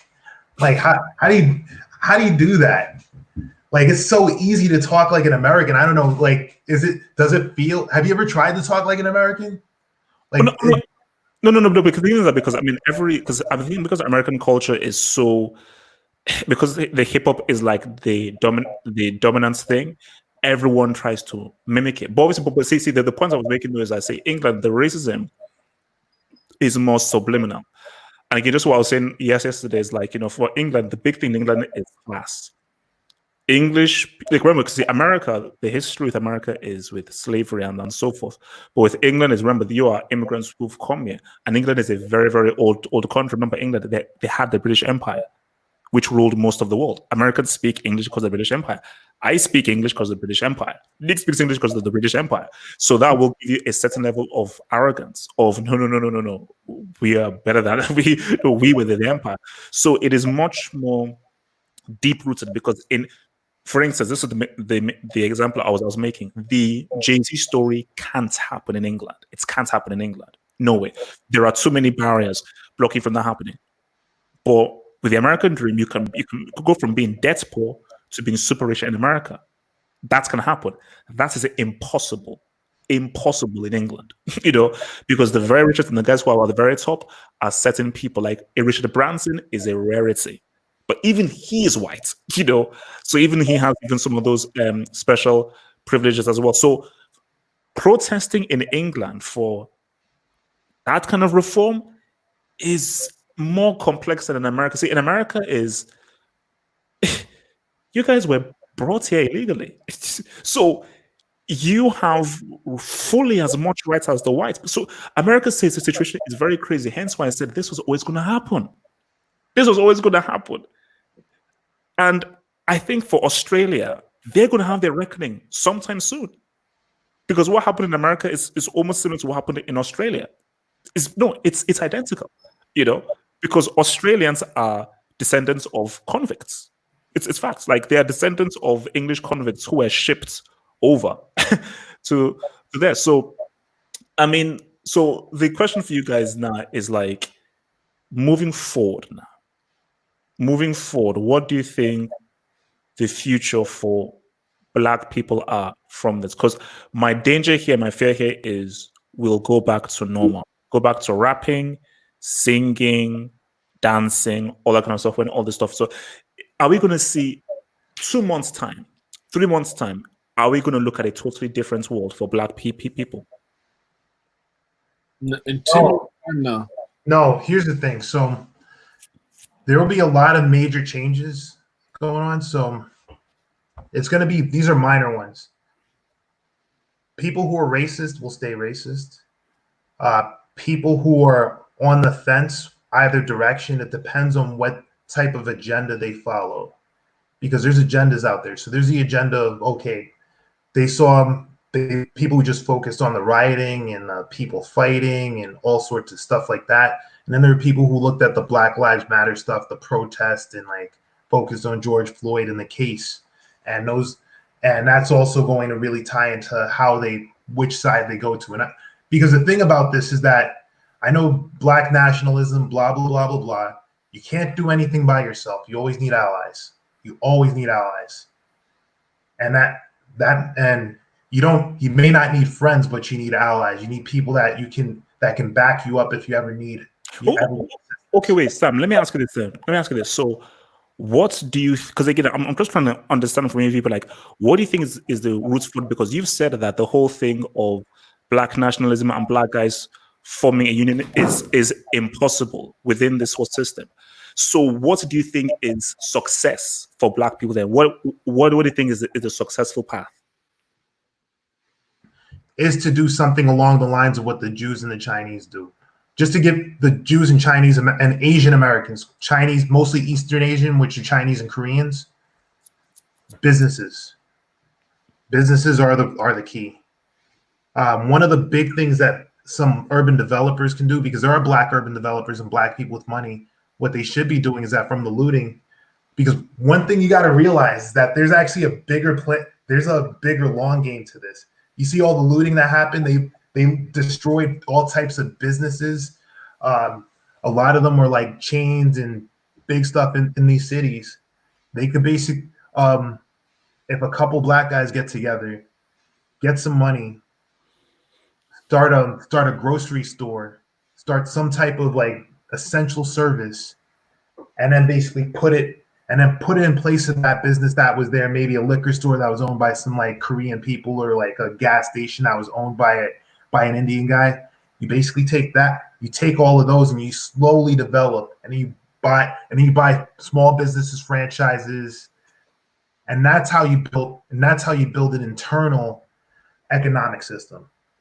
You build those systems, because one of the big things about it too is that I told you the stat yesterday, but Asian Americans, Chinese Americans, and Korean Americans are only about 3% of them.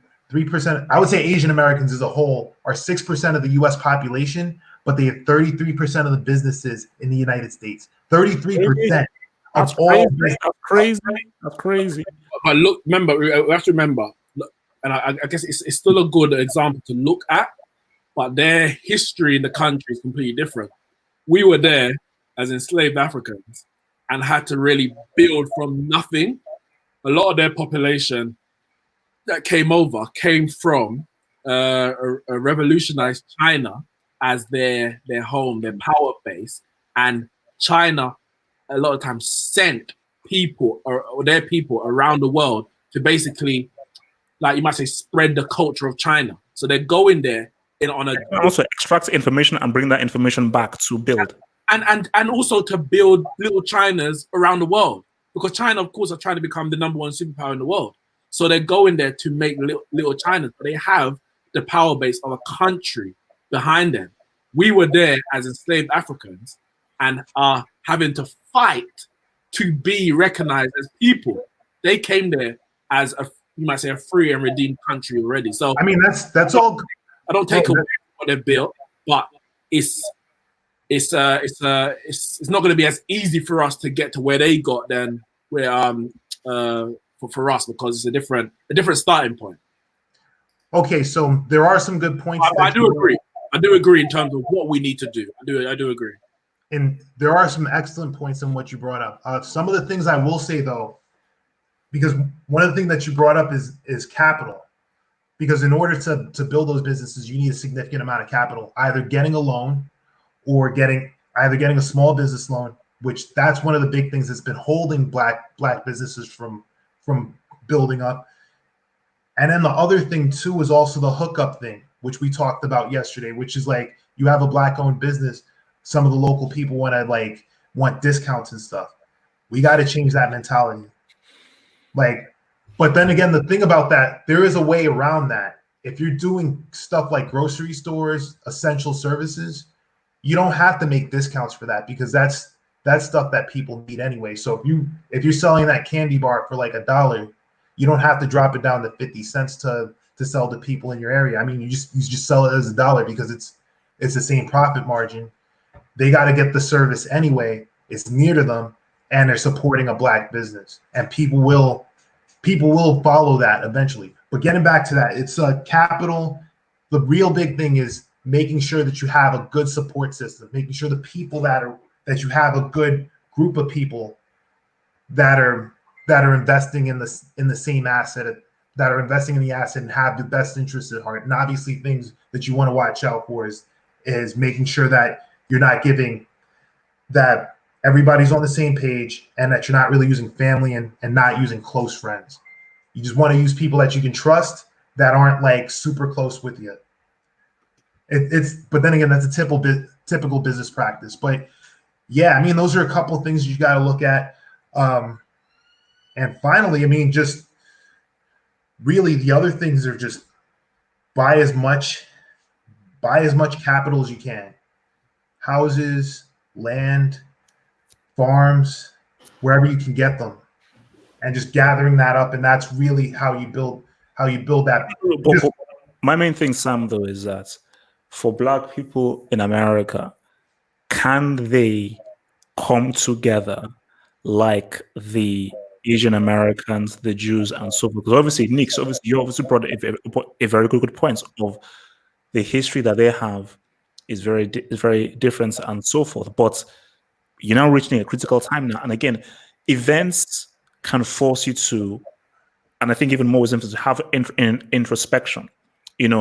Introspectively think about it. So this is a perfect time to say, look, this is how America views you. This is how America treats you. Like, I'm looking on social media, I'm looking at white supremacists and white nationalists who are like, man, shoot these guys, shoot to kill, F these dudes.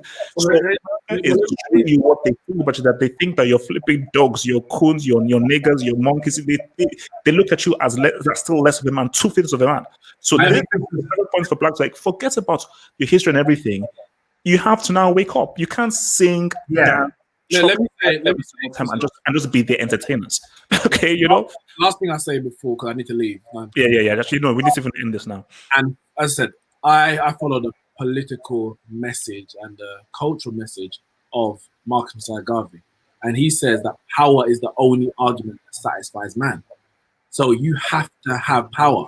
But what kind of power? It's not necessarily, yes, military power is one thing, but you need to have power in education, power in science, industry, politics, higher government. We need to create political movements, organizations that are specifically designed to fight and defend the cause of Black people. And it's within that structure of an organization. Organization is the key.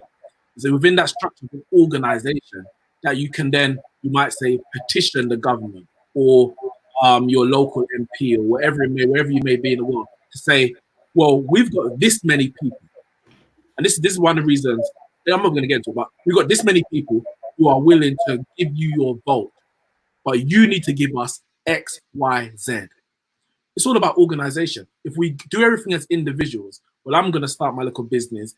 I'm going to buy my local house. I'm going to send my child to private school. That helps you as an individual, but it doesn't benefit everyone over the long course. And in the end, because everyone is not benefiting overall, your child is going to suffer in one of those situations because you don't have that organization behind you. You don't have that community behind you. So we have to get that power. And once you get that power better. And I look at it over here as the Jews. The Jewish community over here is so strong that even if you don't like them, and I have no doubt that the white supremacist capitalist structure does not like the Jews, because that's the nature of being a white supremacist and a capitalist. You're not going to be your friends. But because the Jews are so powerful, they have their own schools, they have their own businesses. You can't really take much action against them. They control the media. You can't take so much action against them because it will affect you. And they're not going to be affected by a lot of your actions because, like, well, we've got our own stuff. We don't need you in that way. So we need to create, you might say, an independent state within the states that we live in. Okay, now. So basically, Sam, because we have to round off. So Sam, final word. Okay. Before we round off. The thing about it, though, is that you have the right idea, and that's what I was going to get to. The Jews and a lot of the Asians, they have those independent states. But the thing about it, though, is that the state is an invisible construct. They're self-segregating, but they're not doing it in a way where it's kind of like where we're forcing ourselves to segregate. I mean, people can come and go as they please. It's just that core people that are all about the values. They have their core values. They have their core principles. They're working together, and they're basically they're infiltrating different elements of the economy. And that's where it is, because in this world that we live in, soft power, especially for us and and with our limited numbers, soft power is the answer. Because I learned in like military school that you have hard power and you have soft power. Hard power is military, soft power is political economic infrastructure. Soft power is what we need here, because we can't use military power. It wouldn't work, where it would be out of favor. And the main ones we have to focus on is infrastructure and economics. Education will get you, but if you get education, that'll get you both. And it's not exactly learning stuff from college, but it's learning things like how to run a business, how to control land and real estate, buying houses, understanding like concepts of loans, investments. Because investments, you can go online, do day trading, and make a ton of money if you know the trends. And there's tons of books, tons of instruction on how to do that. I know I sound like a damn like infomercial, but this is the stuff that's really going to be what sets us up in the future. Oh, no, I think because, I mean, just to round off, I mean, I just think that this could be a massive turning point. And that is why I'm watching this very, very closely, because I'm watching this closely to see where will things be in 2, 3, 4, 5, 6 months time. As in, is this going to be a case of where, okay, no, things now have to really, because again, it's like even Steven Jackson, who was obviously like, he's an NBA player, very good friend of George Floyd. He said, I didn't even imagine I'd be in this position, but I'm now happy to take up this mantle because this has now become bigger than what it initially is. this has now become a lot more bigger. And this could be an opportunity to be like, wait, it's now time to rethink our role within America. And again, hopefully, if anyone in America is listening, listen to all the stuff that Nick has said and what someone said as well. Like, it's time to really educate yourself, do research, and just try to completely rethink how you view things. Because before this George Floyd thing, it's just, hey, I'm just a black guy here. Yeah, this whole racist thing, man, you know, and there's nothing I can do. No, fuck that. Fuck that. It's now time to be like, do something, be something, and actually try and make some real tangible change. Guys, thank you very much for being part of this and everything. And yeah, man, hopefully we can do this again. And like, look, guys, I don't hate white people. White people are cool, relax, chill, and everything. Just, this old black thing, man. Just do the old black thing, All right, guys, I'll see you guys later. I'll see you guys. Peace. All right. Become a Half Hope Sort member and gain access to exclusive videos and also the chance to watch films, anime, or different videos with your boy HH exclusively. Just click below on the join button to join in and become a Half Hope Sort member to gain access to these perks. Just click on the community icon over here to view the new members only posts just for you.